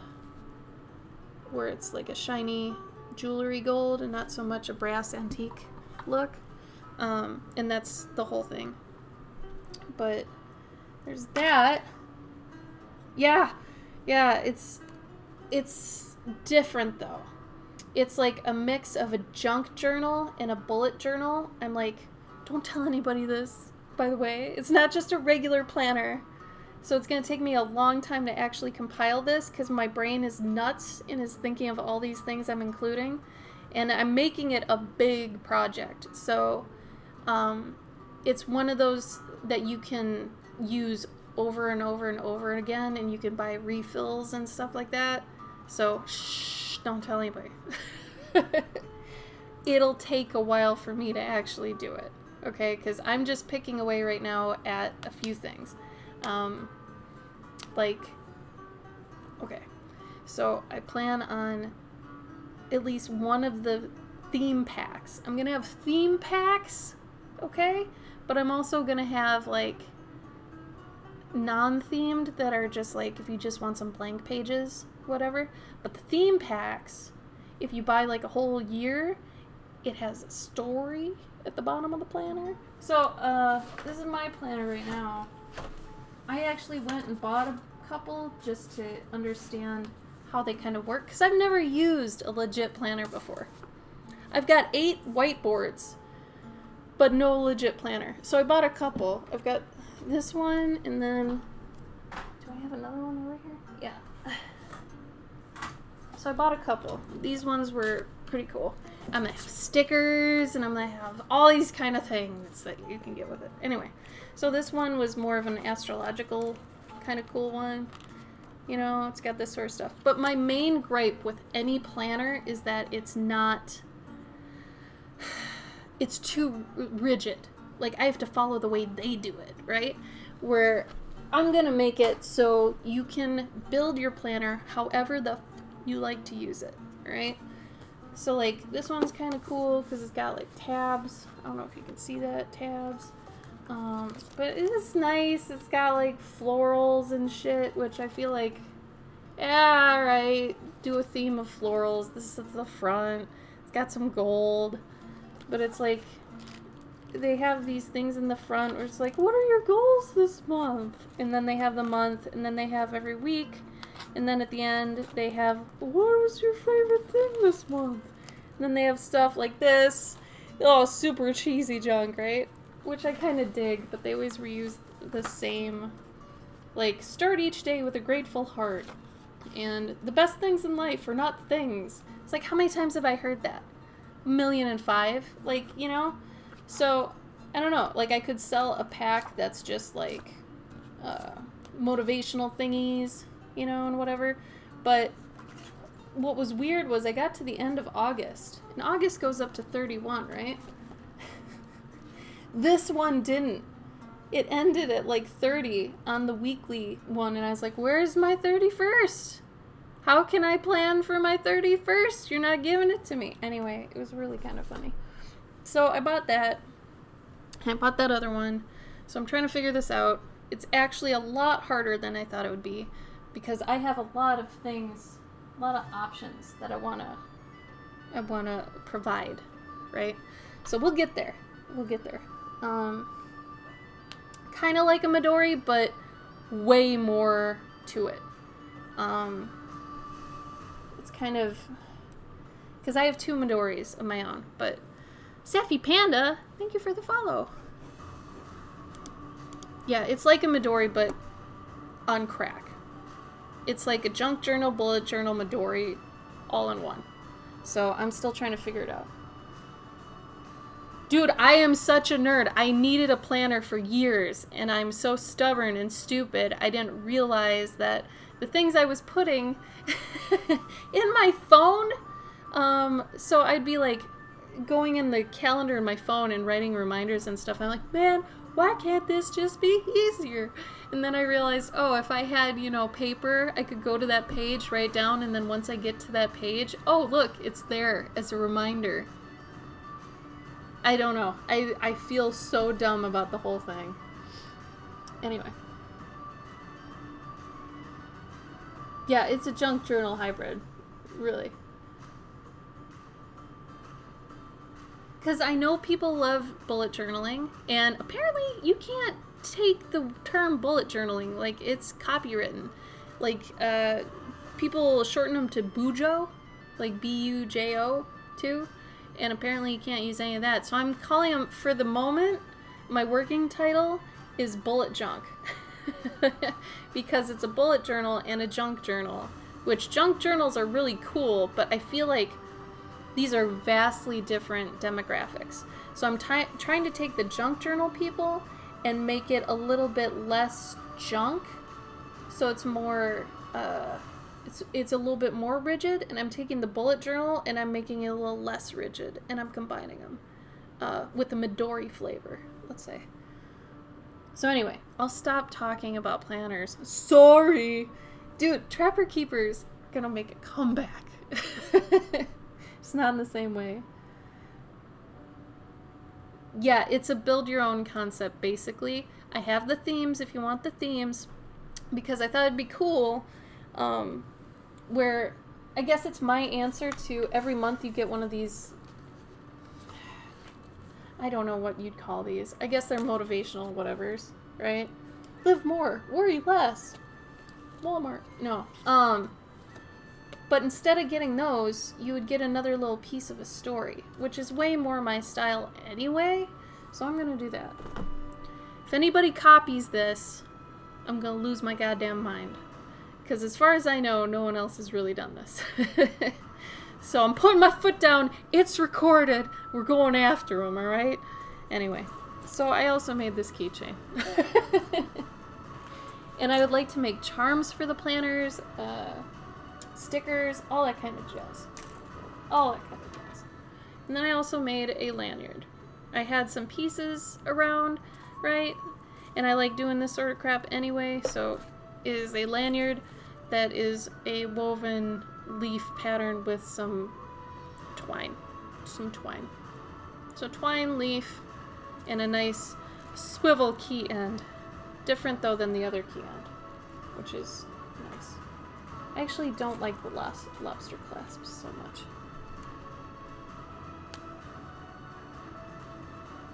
Why are there so many flaps? What's a journey journal? See? I am so new to this junk. Lacey, what's a journey journal? So you know I'm down with the journey alliteration, right? Oh man. So I have had all these crazy ideas, and like, I've just been trying to pick away at a little bit all the time.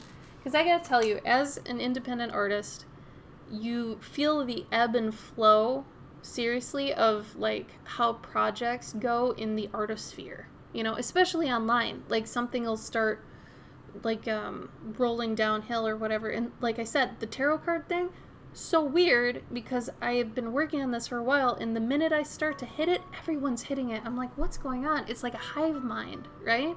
So, the planner thing, too, I can't even, like, people are starting to release planners. Though, that seems to be, like, an actual thing.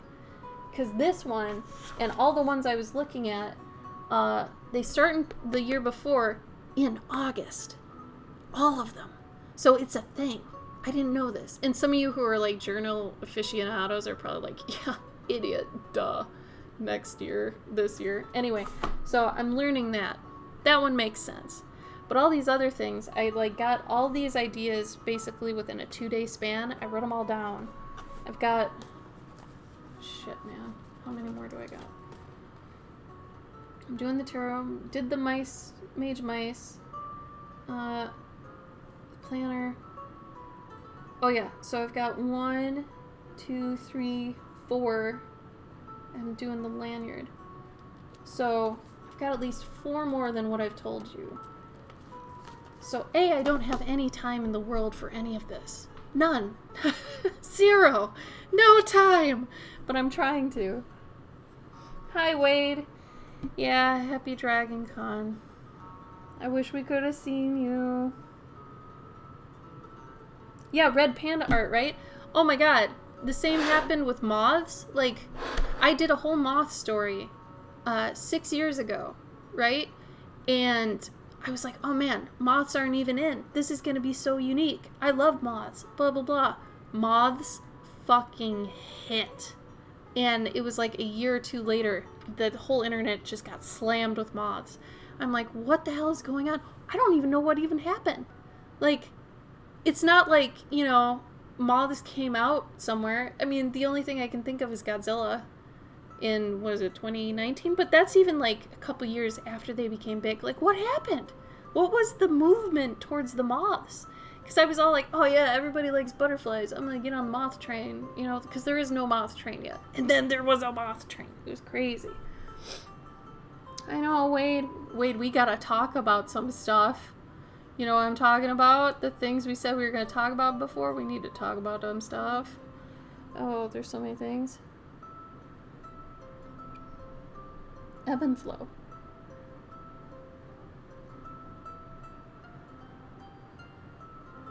Yeah, Safi, you're so right.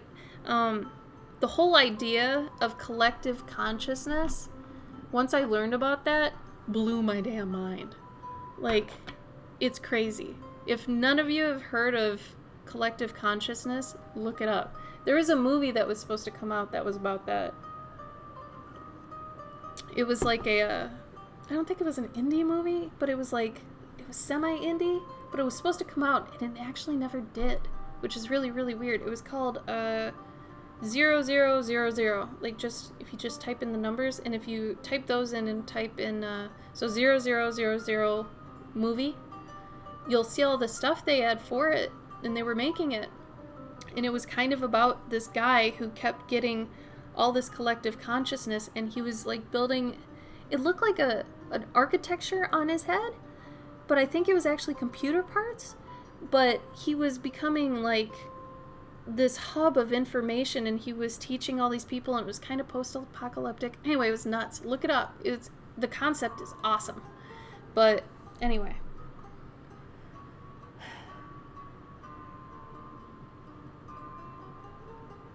Oh no, dude, I was talking about the thing we talked about on your stream. At the very end, you're like, yeah, we gotta talk about this thing.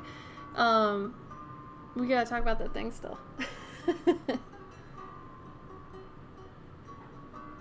Oh, hornworms, yeah. Oh, Nightshade, you should, like, give me a hornworm.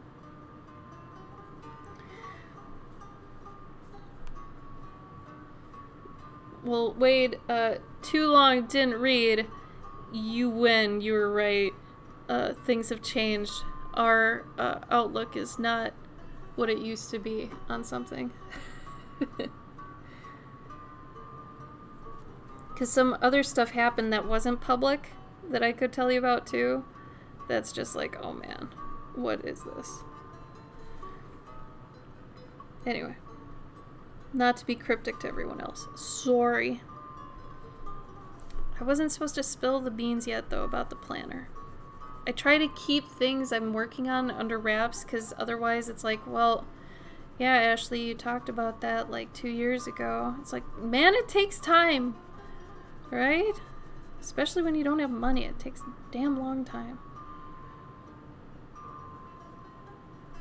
Especially with all the stuff I gotta do for Patreon every month. Oof. I love Patreon, but damn. Pardon one for Thanksgiving. Good man. Solid. Respect.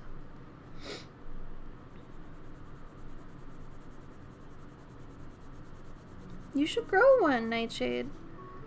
Grow one and then set it free.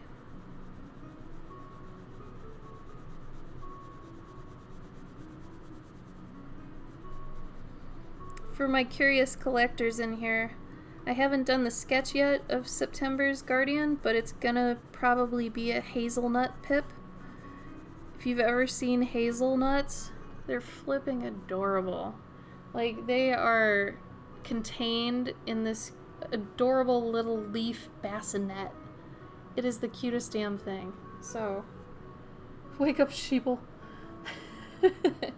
So look up a hazelnut tree and look at how hazelnuts sit in their trees. It's so cute. Can't handle it. I think majority of you got your August Guardian. Pretty sure.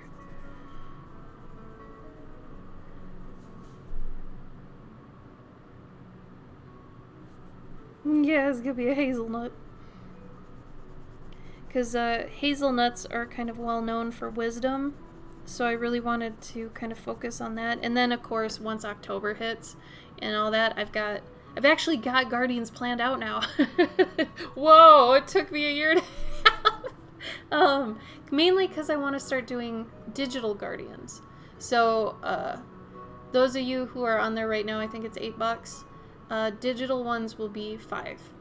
But hopefully I can do some animations for those too. So it's like you get the lore and the animation and the gift, but obviously no physical things. So for those that kind of feel like they're accumulating too many buttons or magnets, I get it. But yeah, at least then you'd still be getting the lore and the buff and all that stuff. Nutmeg. Cool.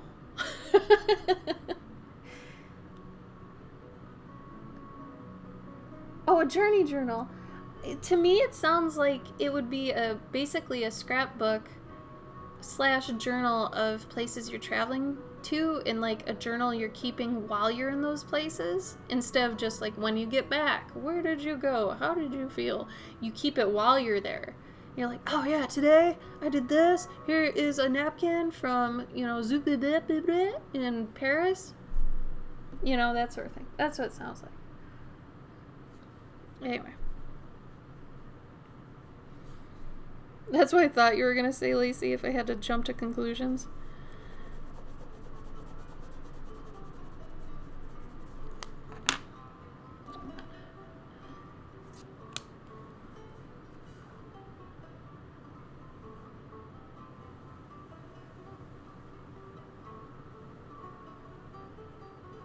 Oops. Man, I was doing so good, too.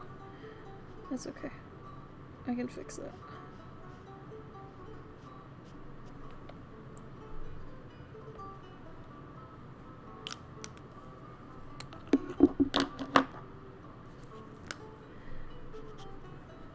I think you were trying to go off the Journey June thing, if I understand correctly, yeah? That sounds about right? I'm gonna make this back one, I think, be lit. Because, I mean, if this one was going behind the flame, I'd like to think it'd be lit. Spongy, how are your noir comics going? Unfortunately, Instagram only tells me once in a while when they're put up. Are you having fun with them?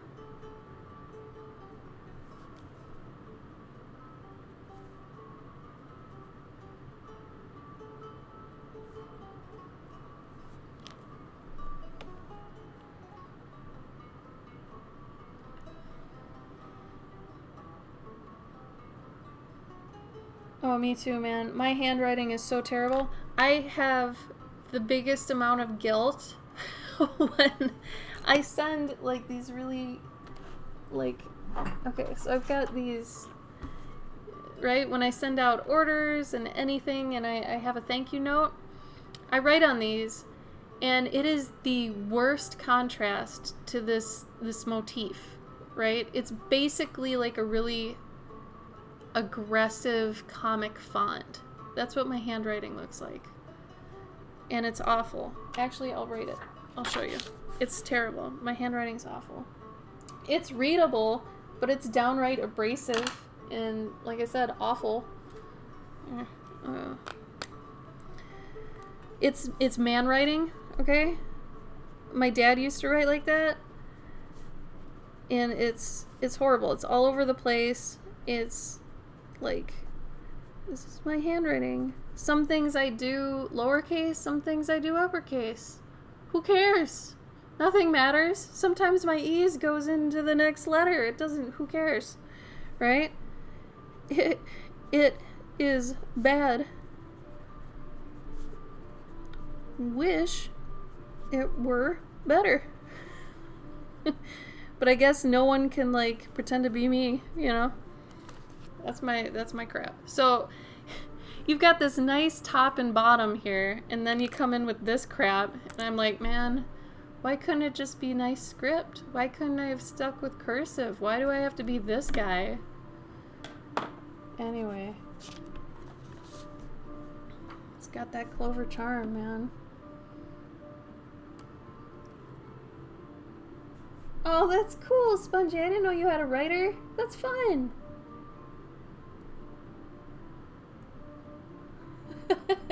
I do have to make post-it notes too. So Lacey, that's a whole nother section on that to-do list. Stationery.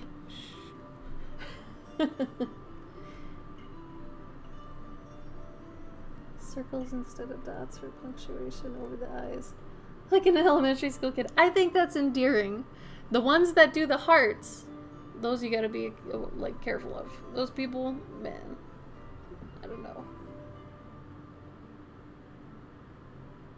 Ruined. Right? Oh, so bad. Yeah, so I don't have the best handwriting, as you can see. It's okay though. I'm used to it a bit by now. Alright, I'm gonna go back to my thing here real quick.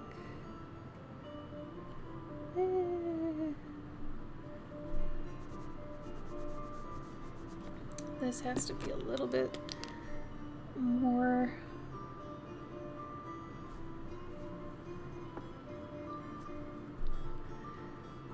How are you all doing though? I'm starting to get more and more worried about people. You know, just in general. I just hope the people that I care about are okay and stuff, because this year is just not letting up for anyone. And I figure if it's getting harder for me, it's gotta be getting harder for other people too. Can't just be me, right? Right.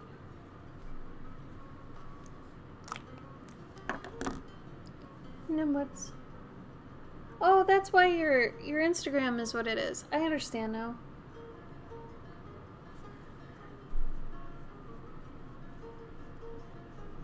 Less is more though, Spongy, you know? Yeah! Oh, Lacey, I'm so glad you came. I feel like I did get to see you. I'm glad. Thank you for coming.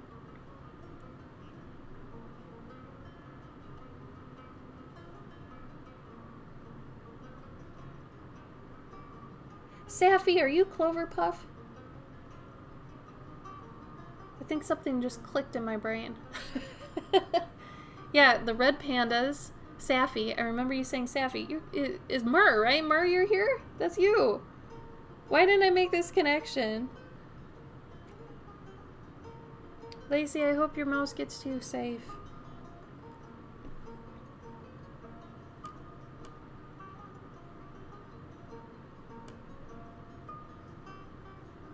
I'm stuck with you? Good. I couldn't be happier about it. Have a good weekend. I keep forgetting it's Saturday. Good lord. What am I doing? What was I doing? I think I'm doing this. No. Omer.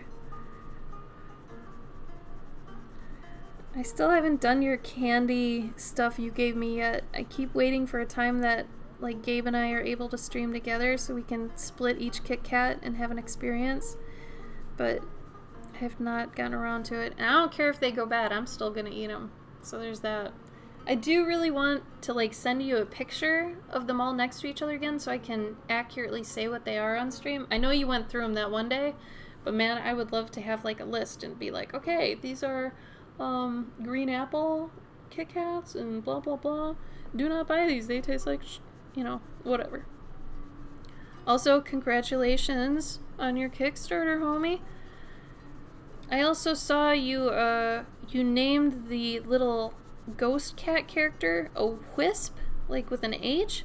Was that a play on, like, whiskers? That they're whispers? I was, like, blown away. I thought that was a brilliant idea. I'm guessing that's what you meant by that, right? Being wisps? Like whispers? I'm proud of you, dude. Having a successful Kickstarter at that kind of level. That is great. I'm glad you got the support you needed because you deserve it.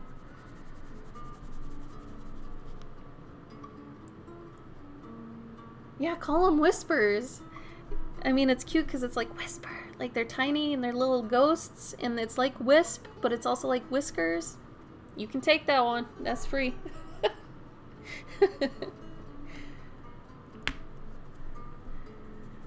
I think some of this I'm going to have to do in post pretty hard. Like, I know I'm not going to get the sort of glow I want from this candle right now, so that's okay, though. There's a lot that I know will need to be in post, and that's fine. It's good to know kind of ahead of time what parts of your piece you're going to enhance in post. So, like I said, like, each card is technically 3 different pieces anyway, so. Yeah, man. I thought that was such a cute idea, little wisps. Is there like a little plushy accessory that goes with Nyx of the wisp? Is that how that works, or how were you planning on incorporating the wisp? Because it'd be cute if it was like a little tiny latch on or something. Maybe with Velcro, I don't know. You're better at that stuff than I am.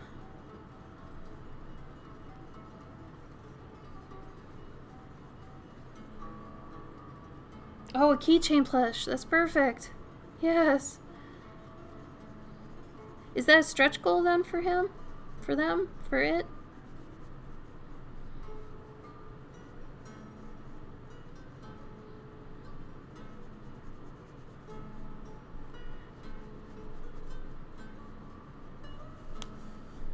Oh my god, this lighting is getting bad. Oh.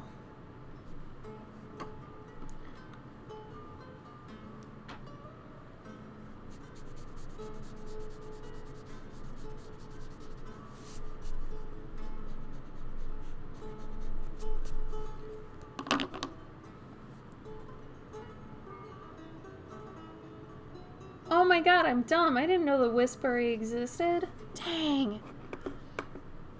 Man, I would have bought one of those. Granted, I haven't been to your booth in a really, really long time, so you probably have a lot of stuff out. I remember the prickly purr. I love the prickly purr. It's still going on, right? Do you want to drop a link to it in here? You guys should definitely check out this Kickstarter. Because if you're into anything adorable, anything that's kitty-centric. That's cool, Spongy. You know we're cool with lurking and working. I think I'm gonna... Yeah. God, I have total drawing ADD sometimes. It's really bad. Like, I did this antenna, but I didn't do the other one. Derp. Come on.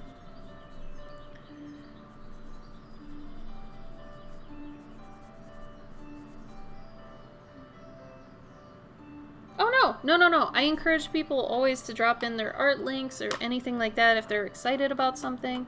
Because really, like, my whole idea of this community and Twitch in general is, I mean, just being a community, sharing stuff with each other. And plus, it gives pretty good talking points, too. So if it's helping me talk about stuff, you're helping me. So I want to help you. It's symbiotic. That's how I feel about Twitch.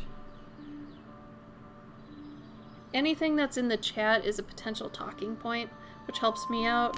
So I could just keep talking about everything I want to, but not everybody's down with that. Rightfully so. Your girl can talk for a while. I honestly was so prepared to keep all those projects under wraps for months. But then I started thinking too, like, when the tarot card thing came out and everybody started doing those, because I know at least 6 other artists doing the tarot thing right now, and I'm like, damn it. I just don't like looking like we're copying each other or something, or, you know, somebody coming to me, oh, you're only doing this because so-and-so's doing this. It's like, no, that's not what's happening. So it's almost like you have to stake your claim or something so you don't get called a copycat. But at the same time, I'm getting to the point where I'm like, I don't care. If somebody wants to think that and I can't convince them otherwise, then whatever. But I'm also thinking, why not just put all the ideas out there that I'm having? Who cares? I don't know. So I go through all this crap. Yeah, you guys go check out this Kickstarter. Hi, Bjorn. How are you? Welcome to the chat. Thank you. This will be a bookmark. A tarot bookmark. See, and this is what I'm saying. Like, I want to get this really white, but with how I've layered a lot of the mediums here, because there's colored pencil now, there's marker, and now there's the Posca. I feel like I can't actually layer these anymore because the Posca doesn't exactly play well with the colored pencil. So a lot of this I'll have to actually make better in post.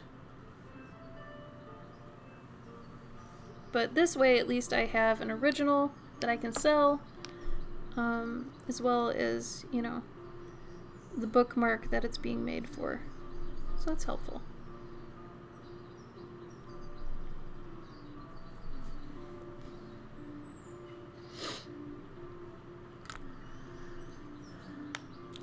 Exactly. And even if it's around the same, like, let's say somebody else did a woodland tarot, which I'm sure has been done at least 3 or 4 bajillion other times, as long as they're not doing what I am, sure. So I did feel, I'll be honest, once people started putting theirs out, and I was like, okay, I really do have to hit the gas with this, because I've been toying with this since February, and it seems like, well, if this is the time to kind of be, you know, pimping it out, maybe I should, you know, kick it into gear. But I was like, I want to be the one to have a moth as the fool. Okay, so if that was my main thing. Once I realized that, I was like, I gotta get my idea out there, because I want that one to at least be stake my claim, you know, whatever. There is so much stupid pressure that comes with this crap. That's my main upset with it, you know? Like, no one's ideas are original. Everybody is eventually going to step on everybody else's toes. The only thing that is original is your experience. So that's what you bring to the table. So the best thing you can do is just, you know, stay true to your experience. And, you know, hope it is enough to set you apart, you know? And do things differently in the way you want to, really.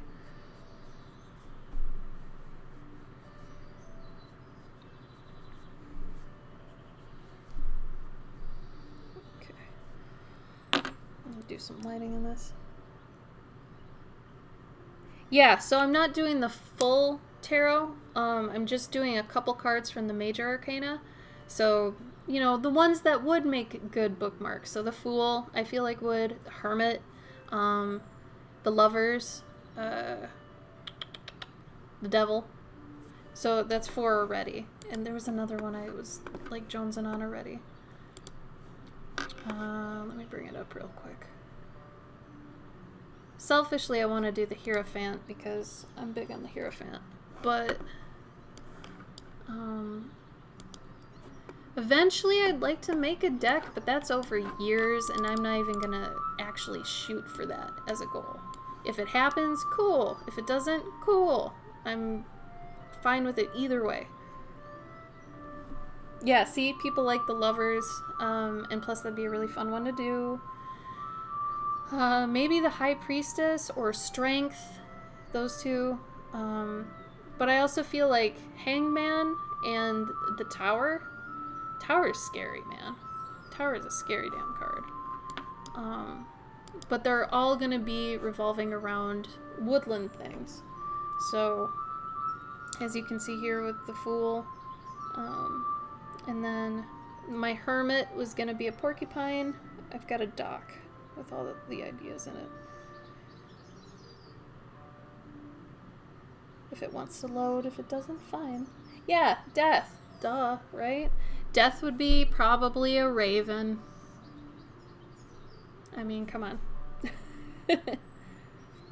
I was thinking the Wheel of Fortune, if I did do that one, would be a snake.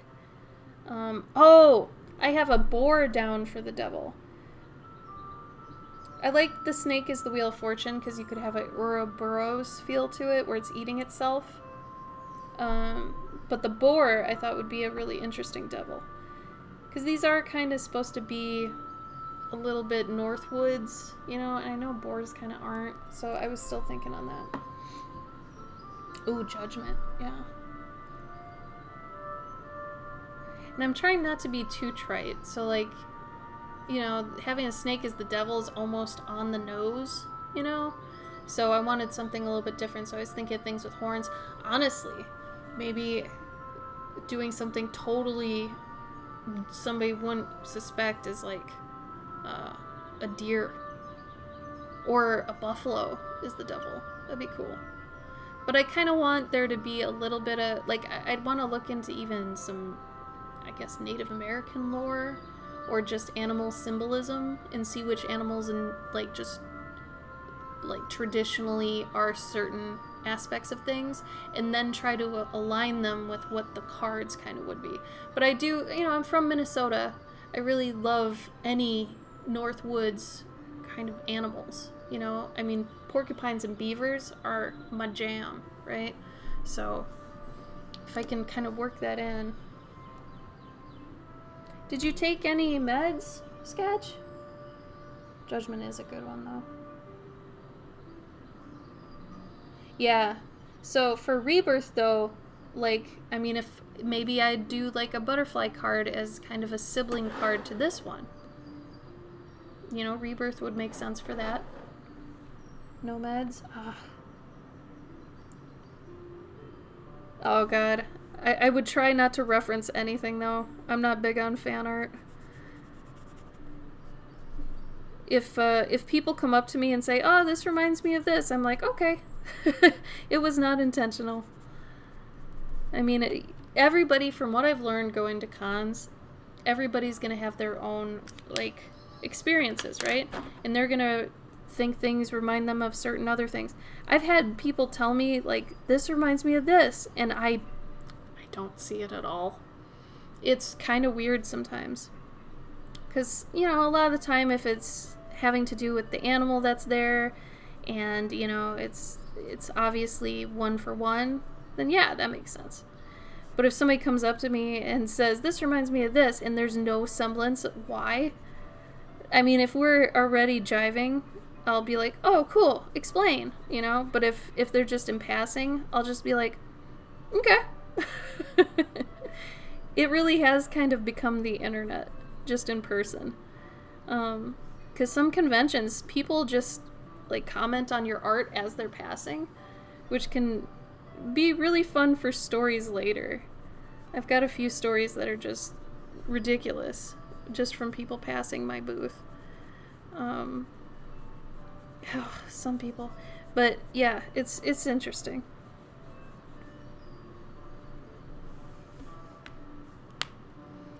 No meds, though. Like, no ibuprofen, no naproxen sodium, nothing like that?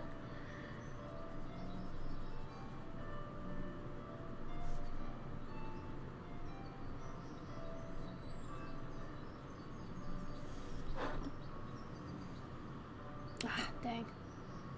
Oh, yeah. Yeah, Mur, you beat me 1,000 to 1. Like, I can't even imagine. The thing, though, that I feel we see a lot that just double take, it's just how rude people can be in person. That has been the most eye-opening thing to me. Complete strangers just being outwardly rude for a split second of both of our lives and then going on. I don't understand. Oh, Nightshade. I'll throw something at you. I'll know it's you. I know what you look like, you freak. Right? I don't know why they're rude. I don't get it. And like some people get offended by things that you've drawn and it's has nothing to do with them and it's just something you've done. It's really interesting. And I think you get hardened skin. You figure out how to deal with difficult people. You learn a lot of good, I think, life attributes that you can use to things. Like, I don't know. There are things people don't prepare you for. So when I tell people about how to go about conventions and stuff, I'm like, listen, there's going to be some stuff that's going to come up that you're not going to know what to do about it. Because it is so left field and weird. You know, like, something that happened a long time ago when I was first doing it that I was like, I didn't know this was a thing, was, and this isn't a thing. After doing so many conventions, this isn't a thing. But it was something that a con did one time that I had to deal with. And they were doing a scavenger hunt. And they placed something at your con booth. And people come by. And they thought it would be a really good way to get people throughout the convention, right? No. It ended up being so bad. Because the people would just come up, make you do the stamp thing on the sheet, and run off. They thought the people would linger at your booth and buy something. No. In fact, it just made it like constant car crashes in your traffic. It was horrible. Horrible. Yeah, I've only had one. And I've done 2 cons a month for maybe like 4 years. So that was only that one time.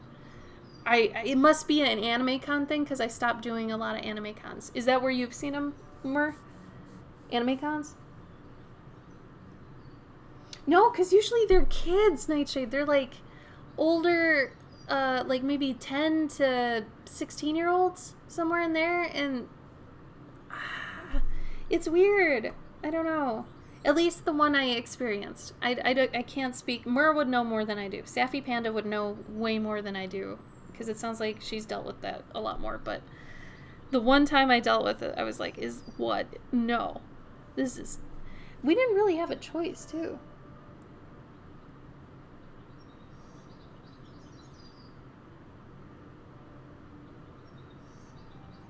Oh, yeah. I could see that. I remember you telling me about that. Actually, I think you told me about that when it happened. I remember the story. Yeah, some people just don't like paying extra when they didn't expect to, I think. But it's like, dude, you're at a convention. Things are gonna pop up. Come on now. Some people charge sales tax. Some people include it in the price. Like, they just don't understand how people vary when you go to a convention. I'm guessing that guy hasn't really been to a con before. Because I think for a lot of people, they realize, oh, cons are kind of where all this stuff can happen. There's so many weird things that can occur, and there's randomness. And I think for a lot of people, they embrace the randomness, and they're there for it, So if something like that happens, they're like, oh, yeah, okay, I get this. But some people, I notice the ones that maybe it's their first con or they brought their kid and they don't usually go to cons. It's all very new and they're very guarded because they don't understand how the system is, because there isn't really a system. Like, there's the illusion of a system, but everybody's booth is different. Everybody's business is different. You just have all these businesses in the same spot. That doesn't mean they all work the same, you know? I have never gone to one of those conventions where you go and you get something from all these tables and then there's like a checkout.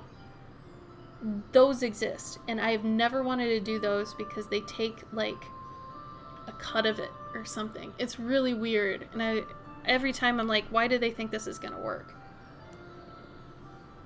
It's really weird. I don't know.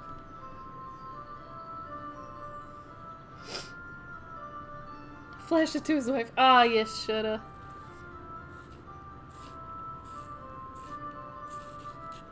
Good, Nightshade. I'm proud of you. The internet makes it worse because people interact with real people less and less. Yeah, Sketch, that's 100% true. And I'm gonna guess once conventions come back, if they do, people are gonna be 100 times worse because they haven't interacted for over a year in person. That's gonna be a rough reacclimation. I almost want to skip that. It's so weird. Because, yeah, you forget formalities and what's appropriate and what's not, and I feel like it's just going to get worse thanks to COVID, you know? Right, Mer? Oh my god. It's just going to get weird. It's so weird.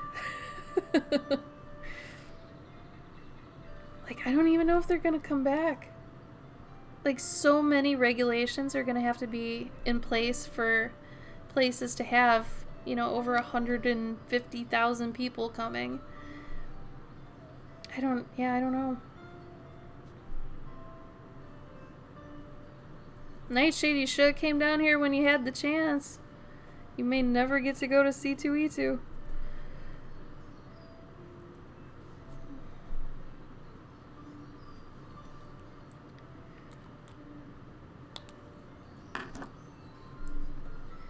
I thought it was interesting. Gabe had told me he went to it was like a small con that was in like, it wasn't a library con exactly, but it was a smaller like school put together like mini con thing. And he had kids come up to him that were telling him, you know, well, first he had asked, you know, what are you shooting to be when you grow up? Because they're all artists. It was like an artist school. And all these aspiring artists, their main goal that they wanted to do was to be a convention artist. And, like, they all think they need to do fan art and,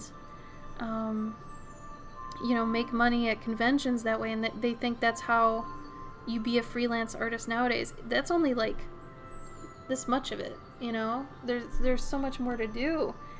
Because you can't really make a living off that unless you really grind. Like, I only know a couple people that were able to just do conventions and, you know, make it off that.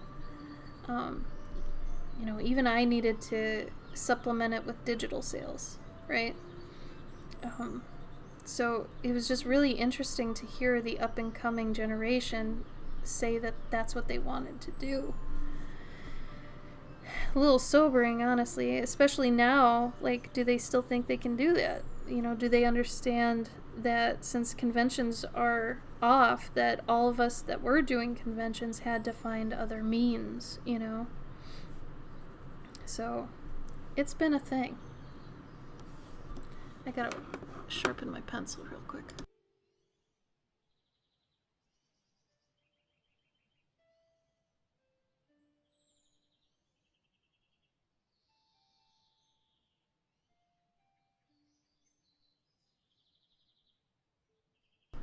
It appears to be on fire?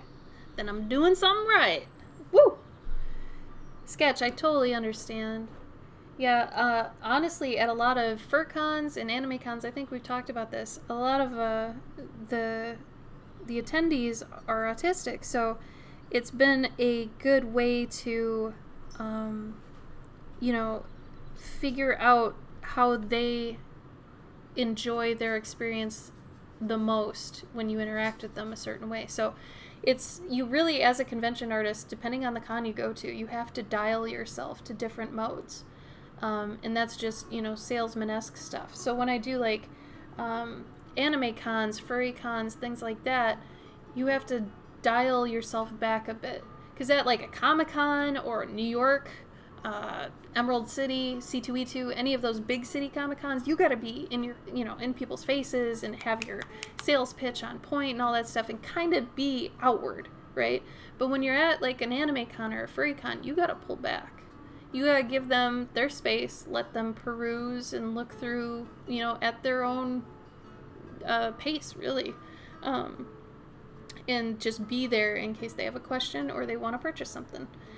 So a lot of the time I learned to just be drawing behind the booth for those, but look approachable, look attentive, which is a really interesting balance, to be drawing and look like you're in something but also able to talk. So how I've mitigated that is to be standing while drawing, so I'm still right there. Because I feel like if you're sitting and you're kind of behind your booth, you don't look like approachable if you're sitting here drawing like this, right? But if I'm up here and I'm drawing and I'm right there already and all I gotta do is turn my head, that seems to be the like perfect in between. So there's all these things you learn to do, depending on who you're dealing with. And I think it's good to do that because it's considerate. I feel like the people that don't want to change, that dial, they should probably be a little bit more sensitive to people's needs, because everybody needs something different. And as somebody who's going out in the world and pitching your stuff to people, you want to be considerate, and I would hope it'd be mutual, but I've found sometimes it's not. So there have only probably been 2 or 3 times in my convention-ing that I've kind of snapped on people. 2 or 3.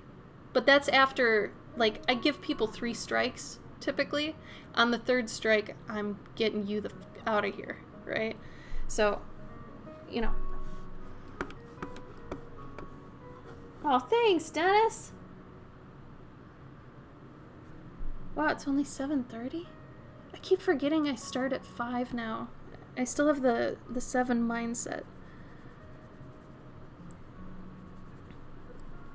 To be honest, I'm kind of noodling on this one, because some of you know this is the only time I get every week to myself, and I share it with you, so these are my personal projects I'm usually working on stream. Then I have to go back to being like intensively mentally someone else's, working on commissions.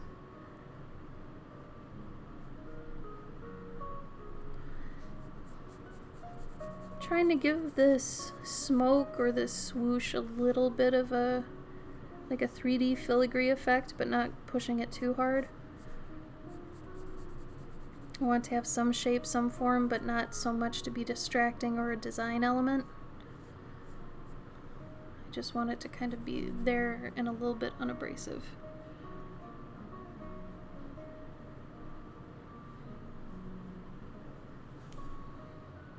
Hi, Christina. How you doing?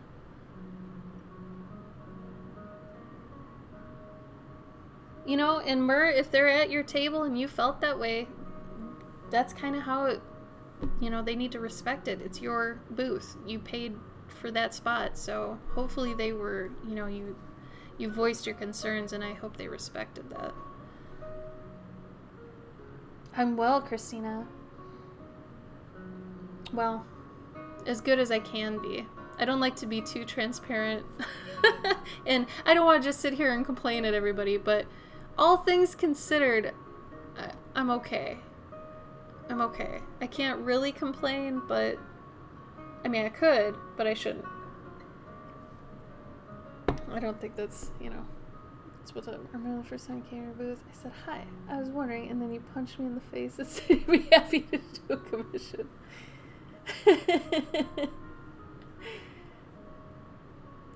Did I really say that, Dennis? No, I didn't. No, I didn't. How did our interaction go? I feel like you probably read my face. Like, because usually the people who do want a commission that's not the pet and armor start off like that. I was wondering if you do commission. Yeah. And then, Yeah, day by day. Totally. Getting a planner really helped me do that. I had a man explain to me that his persona is a squirrel based on the number of tortillas he can fit in his mouth. He explained how he would fold it and fit each one. It was a 35-minute explanation. As tiresome as that is, I am very interested. I'm guessing he'd fold it in half and then half and half and half and half into little triangles eventually. But yeah, that doesn't need to be 35 minutes. But if I'm so totally honest, I would have liked to know how that went. The cat blimped you and you said you'd be happy to do commission. Hi, that's weird as podcast. Yeah, I think I remember you doing that, Dennis, but it was different than the usual that I get. Because I think you were really personable and you were really abruptly honest. And I think I liked that. Sketch, do you want to explain why your fursona is a squirrel? I like knowing why people chose their fursonas. Because some really have a deep, connection to it, and I think it's interesting.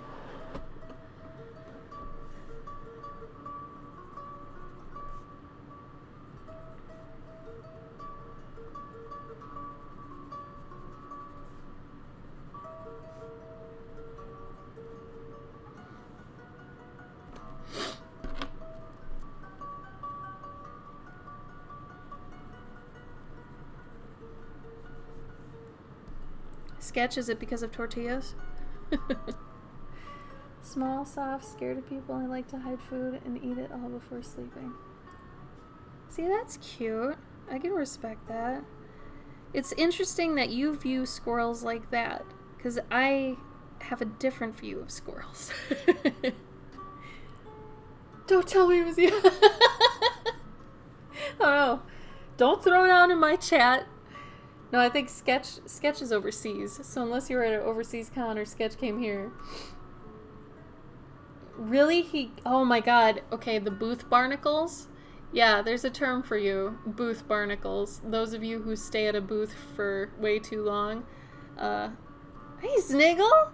I had a guy stay at my booth. Speaking of Sniggle was there. At an anime con, a very small podunk anime con. And he stayed at my booth total all weekend, probably an hour and a half.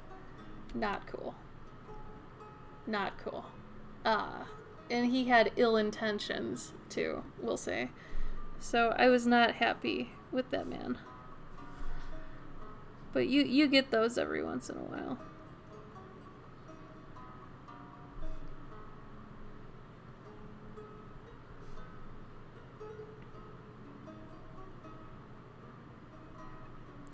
I do find I'm missing conventions, though. I do miss meeting new people, which is weird because if it were any other situation, I would not like that.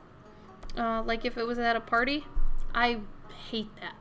I don't want to talk to people I don't know. But when it's at a convention, the atmosphere is so different that you already have something in common with everybody that's there. So that's a really good starting point. And I feel like having my art just there is like my blanket. So I'm already comfortable because somebody comes to me and starts talking about something here about themselves. And I find it very easy to talk to people about themselves. I actually really enjoy it. I like learning about people. I don't as much like talking about myself, but I guess that's what Twitch is for. But I do like interacting with people and hearing why they're there or why they're excited and things like that, because I feel like that energy translates to me and I enjoy that. And then there's this really nice back and forth, right? And I miss that energy. I don't party after cons or anything. In fact, I hate it and I just want to go back to my hotel room. the most I'll do is have dinner with some close friends at a con, but other than that, I don't party, I don't drink, I don't do anything weird.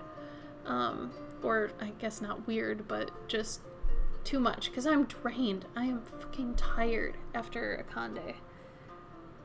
Yeah, Sigil, you remember. Oh, God. Yeah, some people are scary. So if you ever do a convention and you're alone, try not to be. Make friends with the people around you. I had to do that actually at Heroes Con. I didn't go alone. I was with Gabe, but Gabe was on the way other side of the convention from me. So it's always smart to actually make friends, you know, and have your allies around you. So either people on your sides, make friends with them. Meet me at the con after party. Sniggle, that was the con you threw up in the shower, right?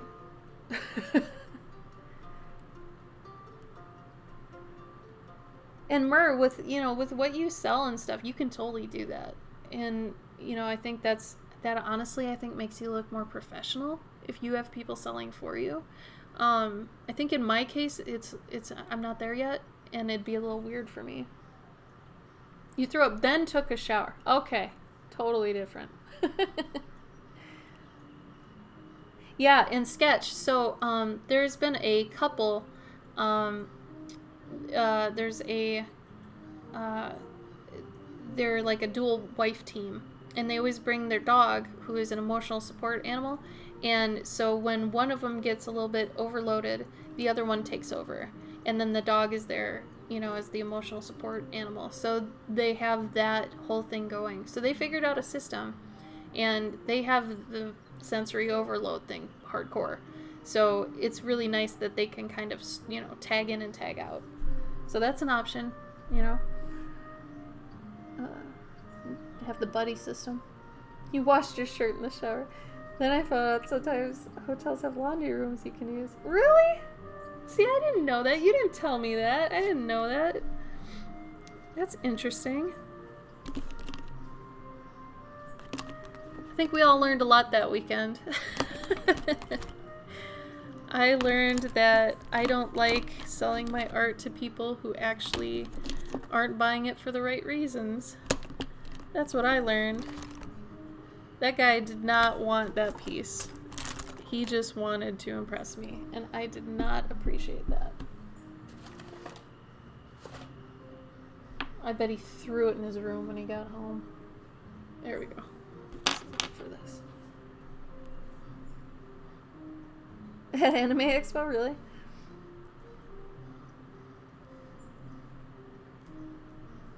It is really tough sometimes, Sketch, especially if you're not in the mood. If I was being completely honest, the cons where it was that time of the month for me, man, I am a heinous bitch when I'm on my period. So for me to actually sell when I'm at that point, very difficult. Very, very difficult. Where? Really? That's West? Which one? You got 1 or 2? Pets in Armor 1 or Pets in Armor 2? I'm so glad you like it. Oh my god. Thank you for getting it.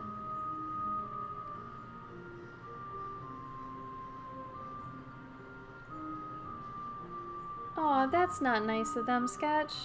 That's very mean, actually. I guess it makes sense they're your ex. You don't need that kind of negativity. They sound crappy. Chocolate. Chocolate isn't like the gloss over, make everything better thing. Honestly, what I learned to do is just to kind of, I guess just curl up more. Like, I'll be drawing, and I always try to have a little bit of a smile on my face, so it's not creepy, but it's relaxing, but it's not resting bitch face, So I try to have that on, and then I'm drawing. I'm just a lot quieter, and I'm like, well, at least I'm here. This is the best I can do right now, so I'm gonna do that. But if I get one of those people that I told you is 3 strikes and I lose it on them, it moves to either 2 or 1 strikes. You know. Freaking mess. 3 earthquakes. Wow. Someone stole your coffee? That, oh. Mm-mm. Oh, volume 1. Wow. Thank you. Well, your purchase helped me to stay in business and to feed myself, so I owe you an eternal thank you. I really do appreciate that.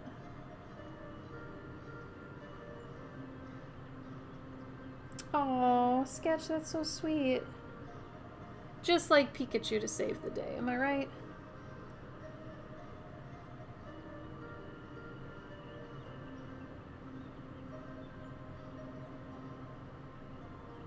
Yeah, Sniggle's right, especially that Pikachu. That Pikachu is one of the good ones.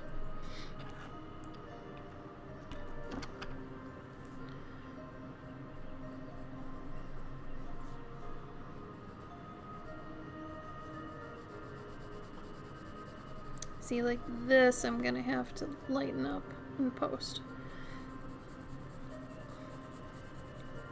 I finished this a lot sooner than I thought I would. Blast. That's okay.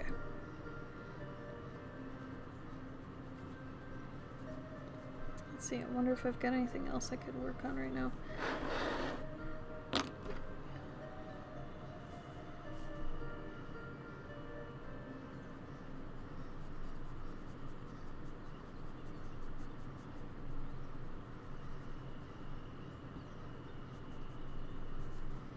was thinking I could do the background colors right now, but I don't know.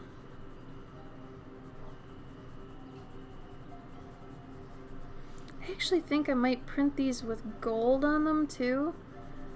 And if that's the case, I think this should be gold, this should be gold, and then maybe some part down at the bottom should be gold. Like gold foil. If I get it from Cat Print, I can get it printed with gold foil on it. And then I won't need to do it myself.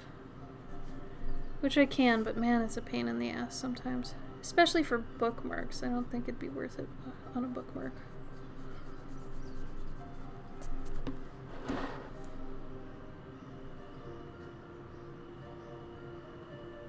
Yeah, bro. Except they're not a full deck. It's just gonna be bookmarks. And maybe like 5 to 10 of them. Of the major arcana. So, that's what's up. That's what we're working on. So that's this one. The back to them looks like this. Where there's a moon, and there is a sun, and there's the 4 seasons. Except this is all flipped right now. So this is winter, spring, summer, fall. And then there's a little life cycle of a bird family. So the bird's making the nest, then finds a mate, and then they have an egg. And then the egg grows up and there's a baby bird, and then the cycle repeats. Super emotional. So anyway, that's the back to all the cards. And then there's going to be this border that's on all of them, but I'm going to do the border, the backs, and each of the fronts different. So...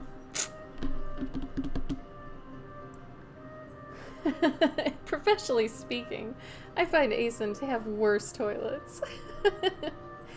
The worst bathrooms of any con I've ever been to were at Florida SuperCon.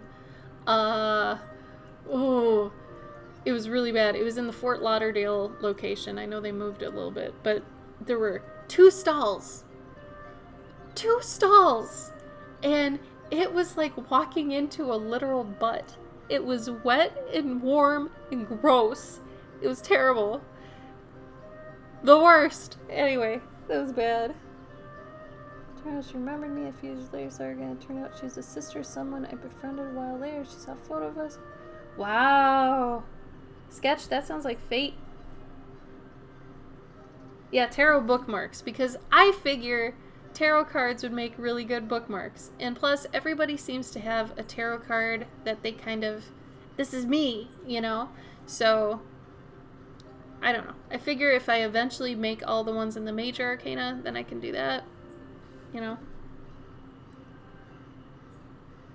Wet and dripping bathrooms are the worst. Oh my god. Ew. Who does that? God, it feels like that's only at anime cons. Why? Oh yeah, Chicago. Let's blame Chicago.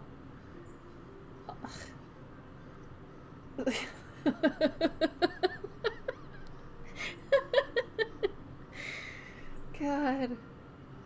It's funny though. I mean, honestly, that means that my stream has just become a Gabe grade stream. Because Gabe's streams are basically that. So, it's okay. Typically the same people that are in here in Gabe's streams. So y'all understand. It's nasty everywhere.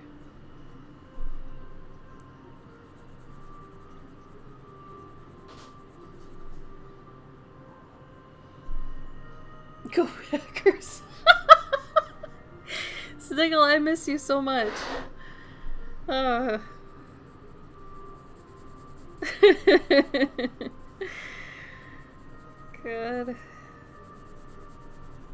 Alright, I gotta figure out something else to work on now. Because this is... I don't want to keep noodling this when I think this is done. So I think this is done.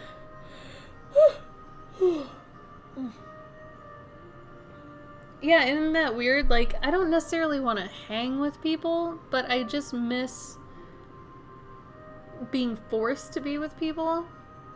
Like, I don't want to be with people on my own time, but if it's... that sounds so bad. If it's at a convention, it's, like, justified, you know? And I feel good about it. So, I don't know. Honestly, I think it gets met pretty well on Twitch. Like, I get to talk to people a little bit. Definitely not the same, though. I feel like when everything is lifted and we're all thrown together again, and no one's gonna know how to talk to anybody, and everybody's just gonna be talking over and interrupting everybody else, and it might be hilarious. So anyway. It is a strange emotion, right?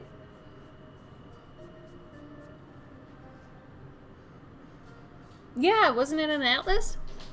You had an atlas moth, right?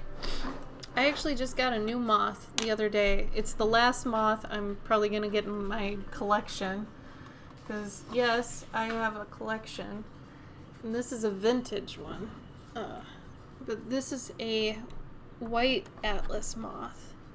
So, you guys have probably seen atlas moths online. They're huge. They're typically, like, yay big. They can get really, really goddamn big. But this one's white. So I thought that was cool. Because usually they're not. And I like albino things and stuff like that. But I also have a couple Luna moths, a couple silk moths, a regular atlas moth. I've got this other one, I forgot the name of it, but it's got a really long scissor tail. Animal Crossing. That makes sense, Mer. That makes total sense, actually. But I mean, why did they get big, like, in 2017? That's when I started to notice people were like, yo, moths, though! It felt like it was 2017. Because I remember a very specific time period for that. Man, I don't have anything, like, as a backup. I guess I could make I could do a sketch card. Or, sorry, an ATC. I know I've got paper here somewhere.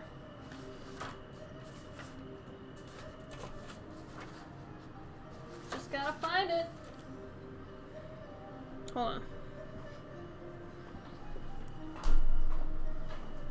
Jojo, what are you doing?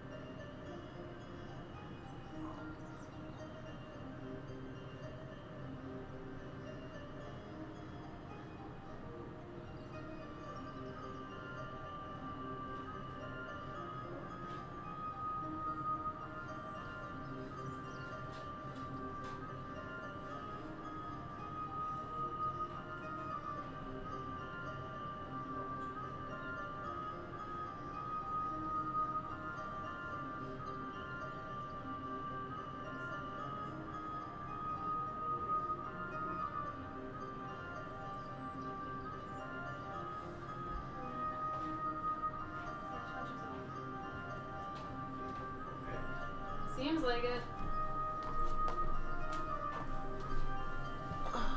Okay. Yeah, this is basically done. Like, I was gonna do a gradient in the back, but I'm not gonna do that until I do it in post. So for the moment, I guess we can do this.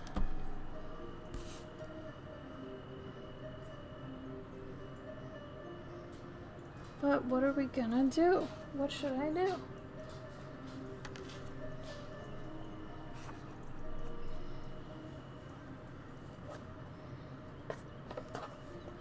Oh, that moth. Yeah, Sniggle, I did see that one. The one that kind of looks like tree bark. Yeah, I don't remember what kind that was. There's so many. I remember for a while I had raised tiger moths. I named one Duncan, and he ended up being too big for his little enclosure, so I let him go.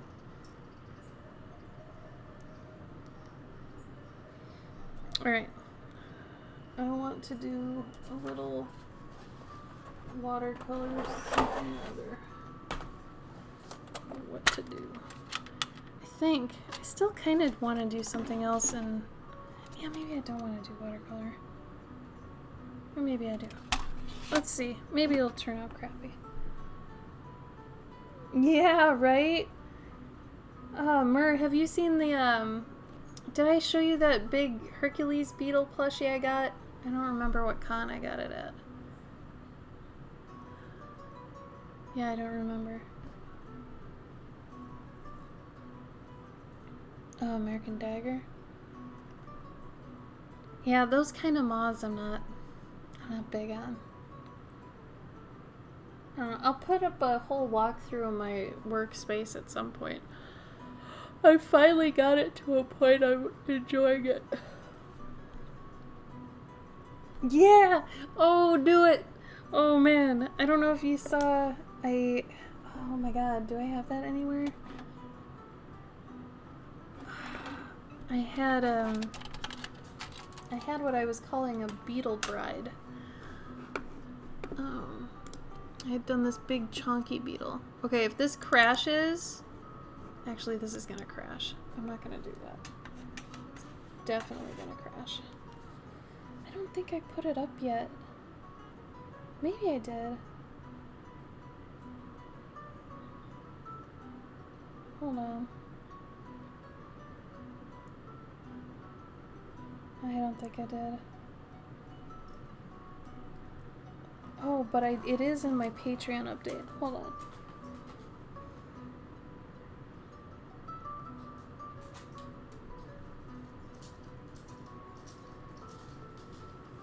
Oh, and speaking of beetles.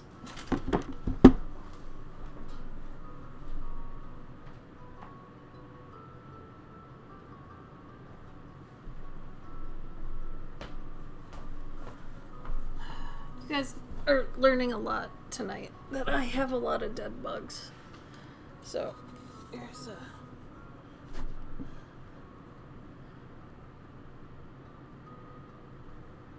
a big boy. Hi, listening. Welcome. I think this one's a rhino beetle. Or that last. So yeah, you can see these guys. And this one is cool because I don't know how they preserved the wings so well, but they absolutely did. I made this shadow box though. Funny enough, they actually gave me the beetles this way. And for anybody who's squeamish about beetles, I'm sorry. Look away for like 2 minutes. But it's just really cool how big he is, because this is my hand. So he's like the size of my hand. I know they get a lot bigger than that, but anyway. My bug collection.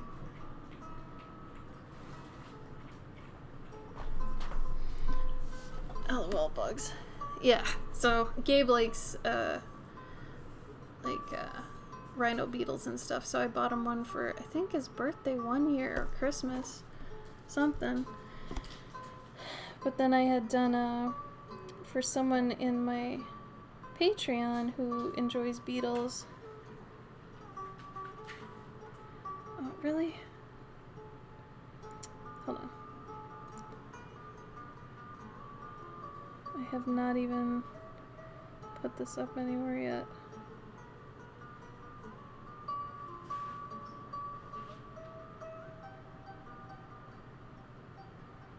Hold on. There we go. So I had this girl I was calling the Beetle Bride because she's got all these bugs, including little pill bugs. Pill bugs are my thing, but I got this little chunky boy.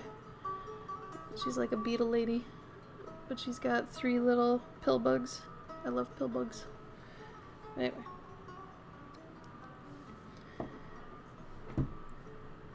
Oh, stag beetle. Cute. Right? I'd want to ride one too. So I've got stories that have pill bugs and caterpillars.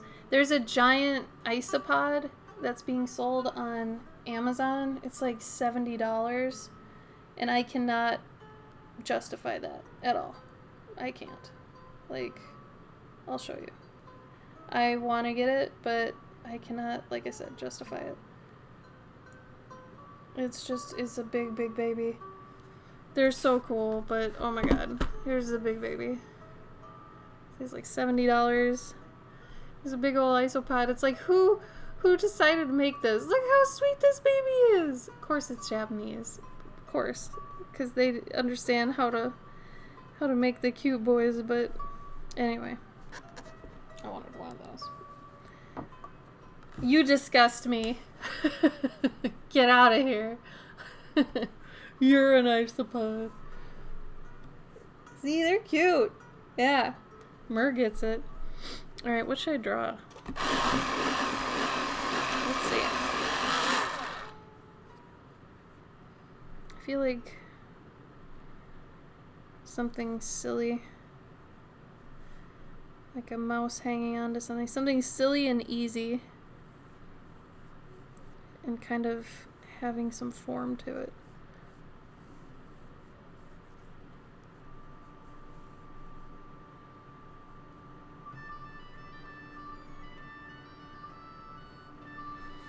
And then I want a bee. I'm gonna have a little, let's see.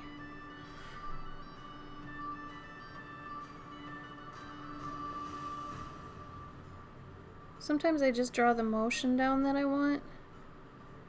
And then maybe, if I get lucky, it'll kind of make an idea. That's fine.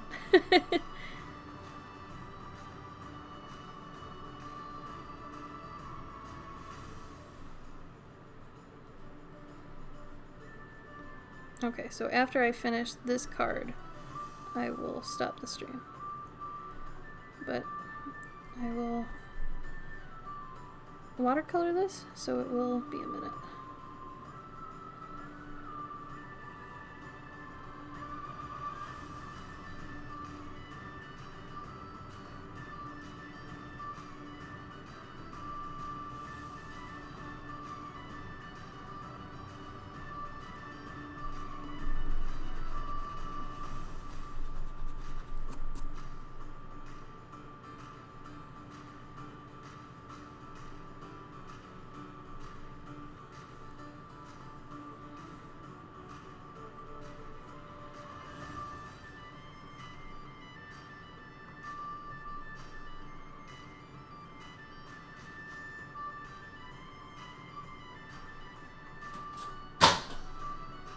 What the hell was that?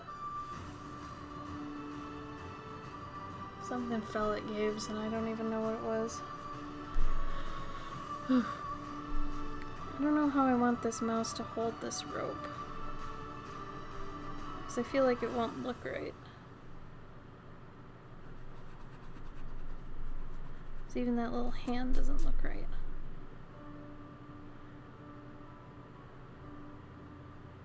Unless maybe there's...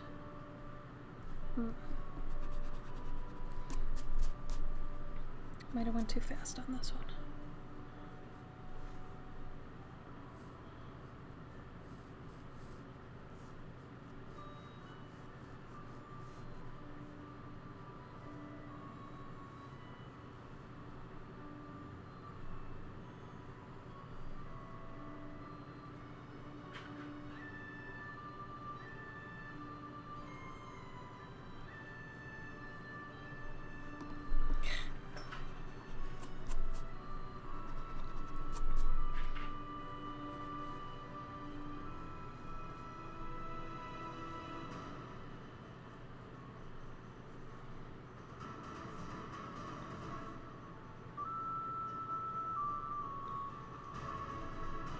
Maybe that's enough.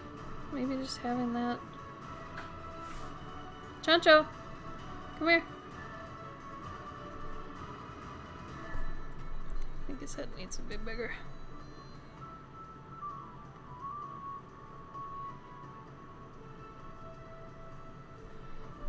Maybe that's part of the problem, his head's not big enough. I like my chunky cheek boys.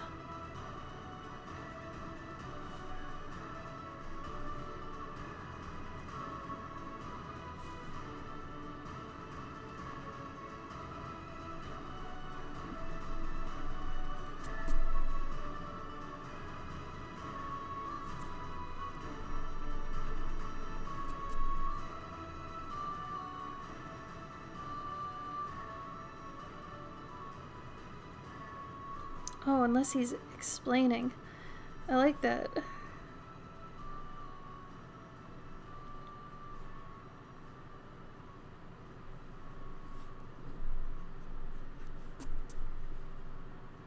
Maybe his eyes should be a little bit higher though. It looks a little derpy.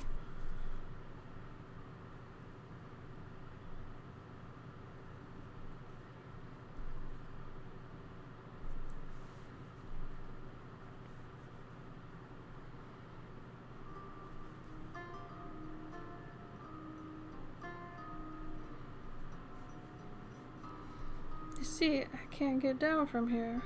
Can you find me a way back down? Say the mouse to the bee. I found myself in quite a predicament.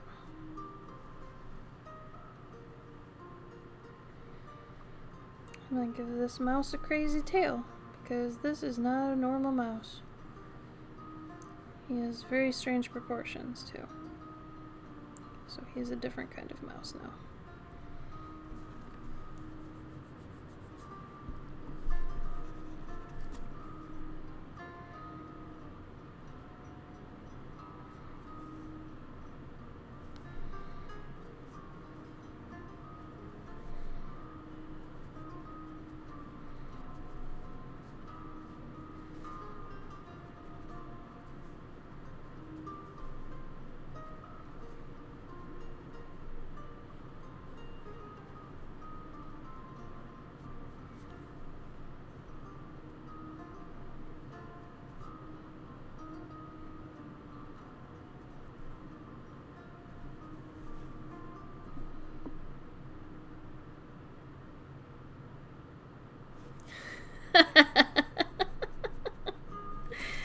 Oh no. Homer. You know, I wonder if that was his icebreaker, because he was maybe, I don't know, maybe he was nervous? Oh, the guy. Was he nervous or annoying? Like, outwardly annoying? Because maybe he didn't need it as an icebreaker if he was already kind of extroverted.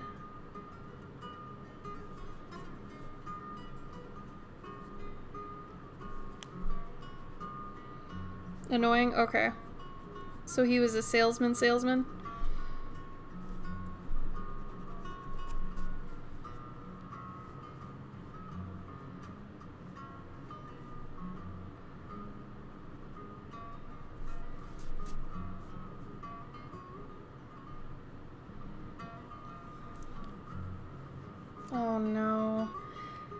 hope he wasn't the type to move his table back and stand in front of it. We witnessed that at an awesome con. The guy moved his entire table back, which is against the rules. You can't do that. And then he stood in front of it, which in turn made all the customers that were coming down the aisle avoid him, so that anybody on either side of him was being affected by him changing the flow of the traffic. So people were pissed. No, I hate the grabby people. Like, they don't seem to understand that they're negatively affecting their neighbors. And that drives me nuts. I try to kibosh that on Friday. Because if he's doing it on Saturday, everybody's going to be screwed.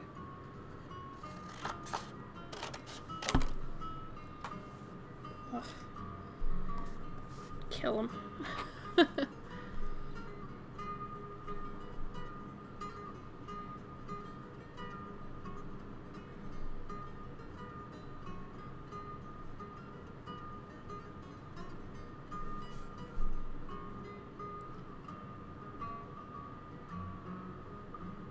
Good job, Sniggle. I'm proud of you. Look at you, Mr. Ecologist man.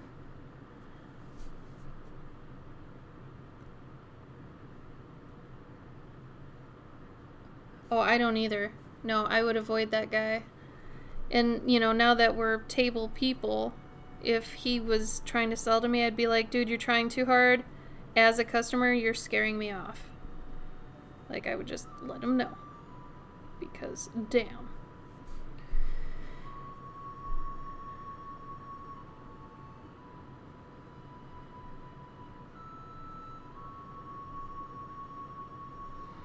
I feel like that works for some people, though. Which sucks, because then we all have to deal with it, but...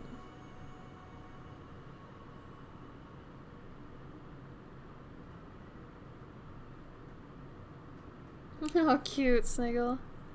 Good for you.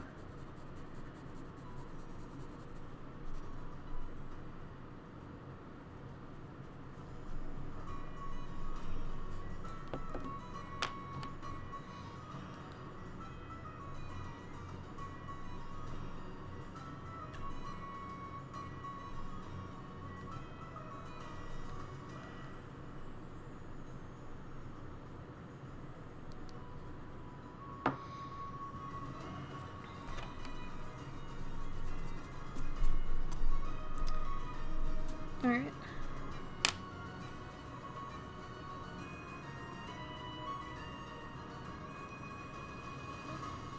I'm trying to think of colors right now. Colors, colors, colors.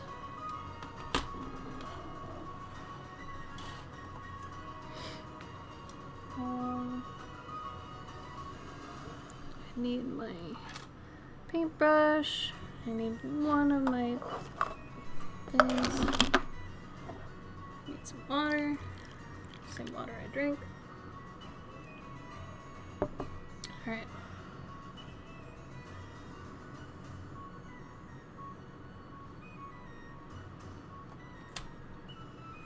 Yeah. I totally get that, Sniggle. You'd be good at that. I mean, saying no to people like that.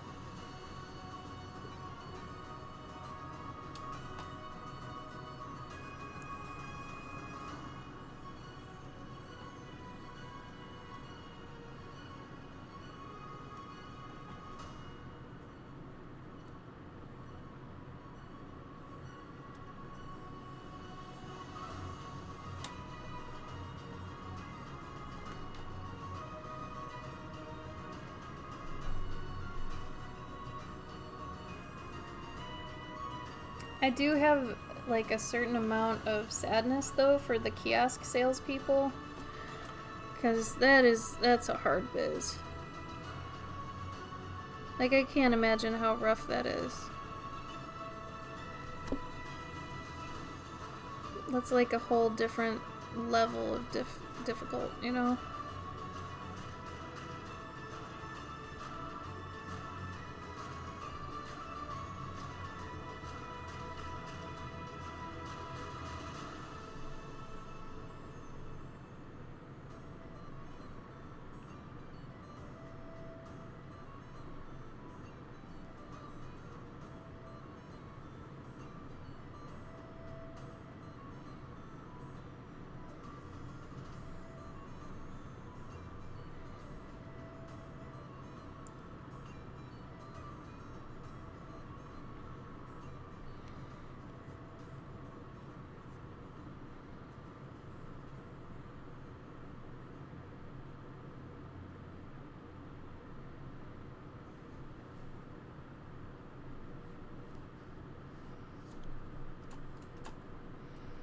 It's funny, Snuggle, because I can't picture you without that. Now that I know you the way you are, I can't picture you without that sort of, abrasiveness, that confidence.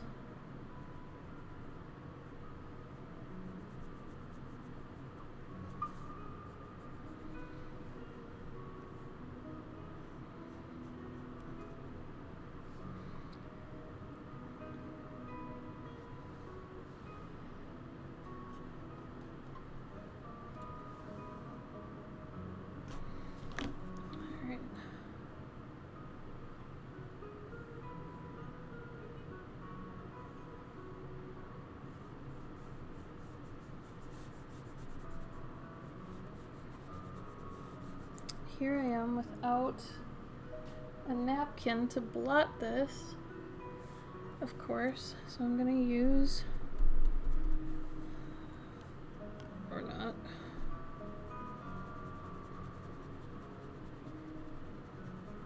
Huh, it worked out. I got lucky there.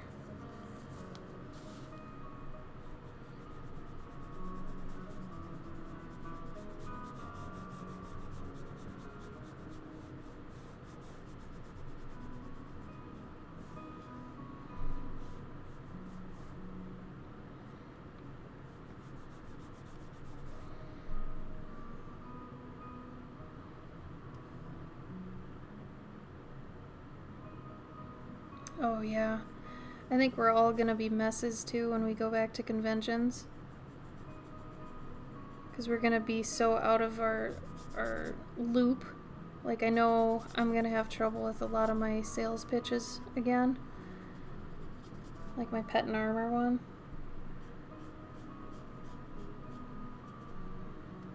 It's funny how different some things sell online too, because when people buy the pet and armor portraits online versus in person, they don't seem to read the entire listing, so they don't necessarily know what all comes with it. So I have to explain that I give you a paw reading, and then they're like, what?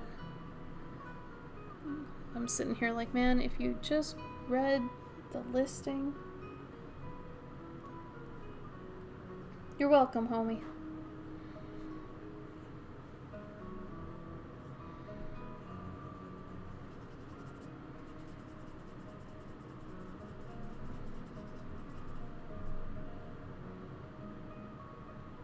Well, that's kind of how Gabe used to be. Gabe got cool when he got older, but when he was younger, he was kind of a dick. I mean, he even says that he was a troll. So...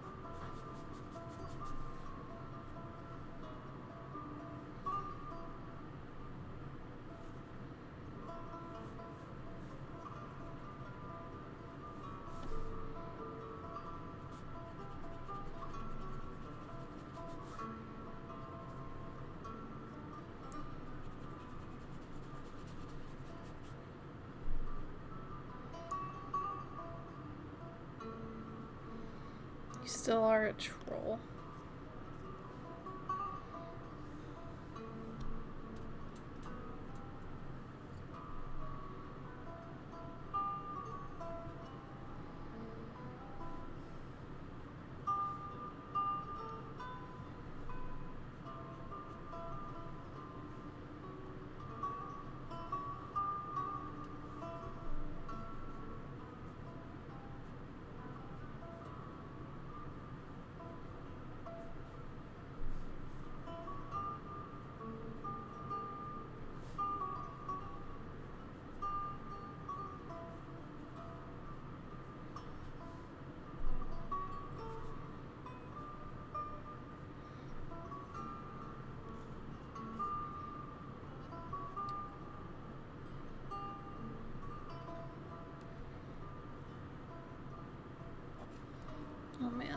all these colors are off on this. I can't change it either. I wonder if you can see how much different it is up here. Like, it's a lot more of a cool blue. On here it looks really weird. I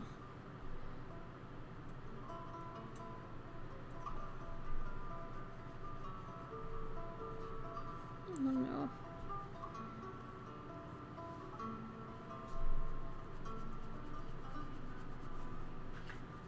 Oh damn, all my colors are running. Well, shit. That's what I get for not having a paper towel near me. Oh well. I can fix it later. Give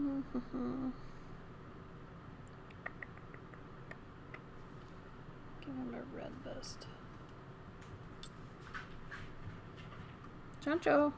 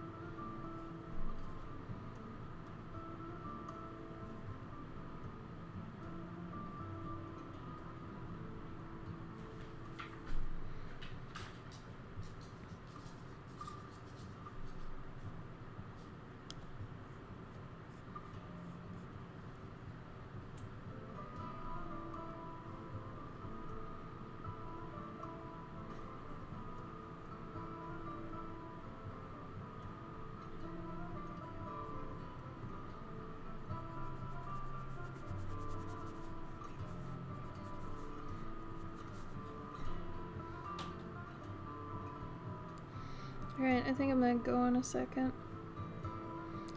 Got things on my mind. And I just have to go work.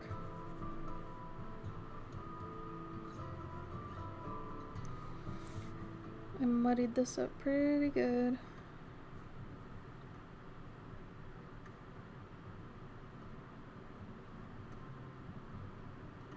That's funny, Christina.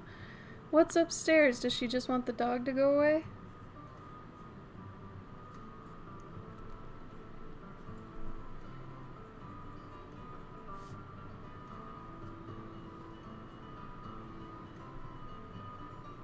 Like, does the cat not like the dog?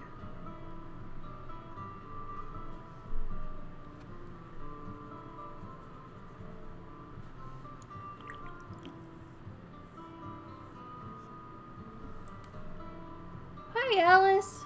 Yeah, I started like 3 hours ago, so I'm actually gonna stop here shortly. I worked on one of my tarot card bookmarks that I was wanting to do. So if you want to look at that, you can replay it later. But yeah, I'm glad you showed up. How you doing?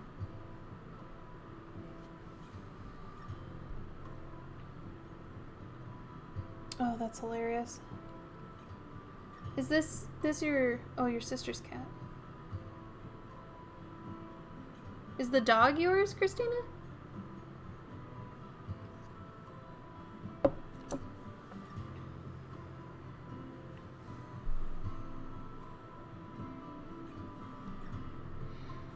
this done yet? No.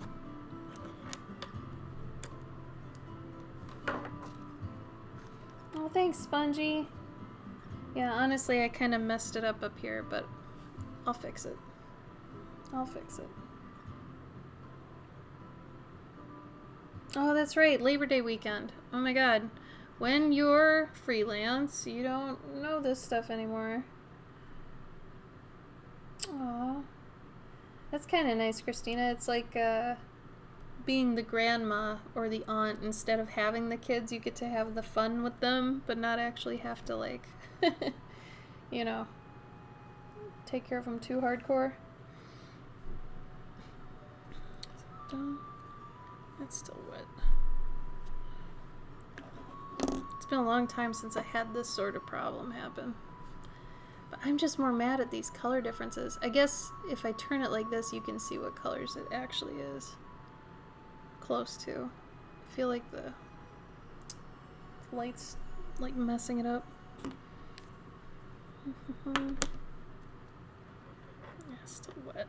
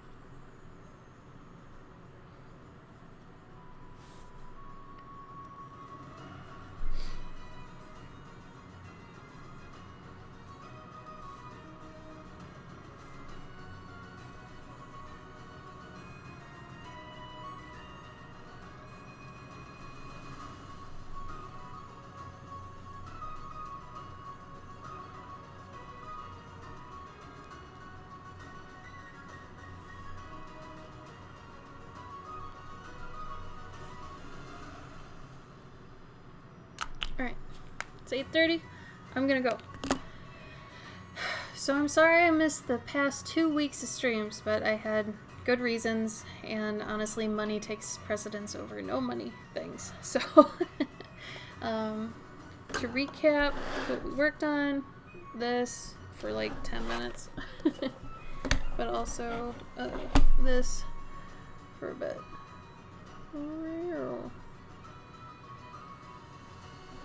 This tarot card. I'm actually thinking I'm gonna get rid of the fire butt. I think it's too distracting and weird. So in post I might get rid of that.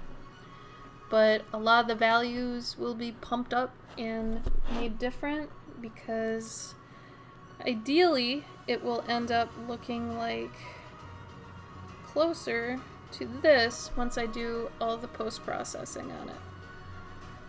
It'll get closer to this. So, and then the border, once I get the border in, it'll look a lot better. So, it's good to recognize these things ahead of time. So, anyway, Gabe might be on tomorrow. His 5 o'clock time, Central. And if anybody ever wants to talk about anything, hit me up in our Discord, or I will put my socials in the chat here and you can hit me up on whatever you like. But yeah, I stream Saturdays 5 p.m. Central, typically every Saturday. If not, I will say so somewhere. So anyway, thank you for coming. Thanks for being here for some of my work. Hope to see you later.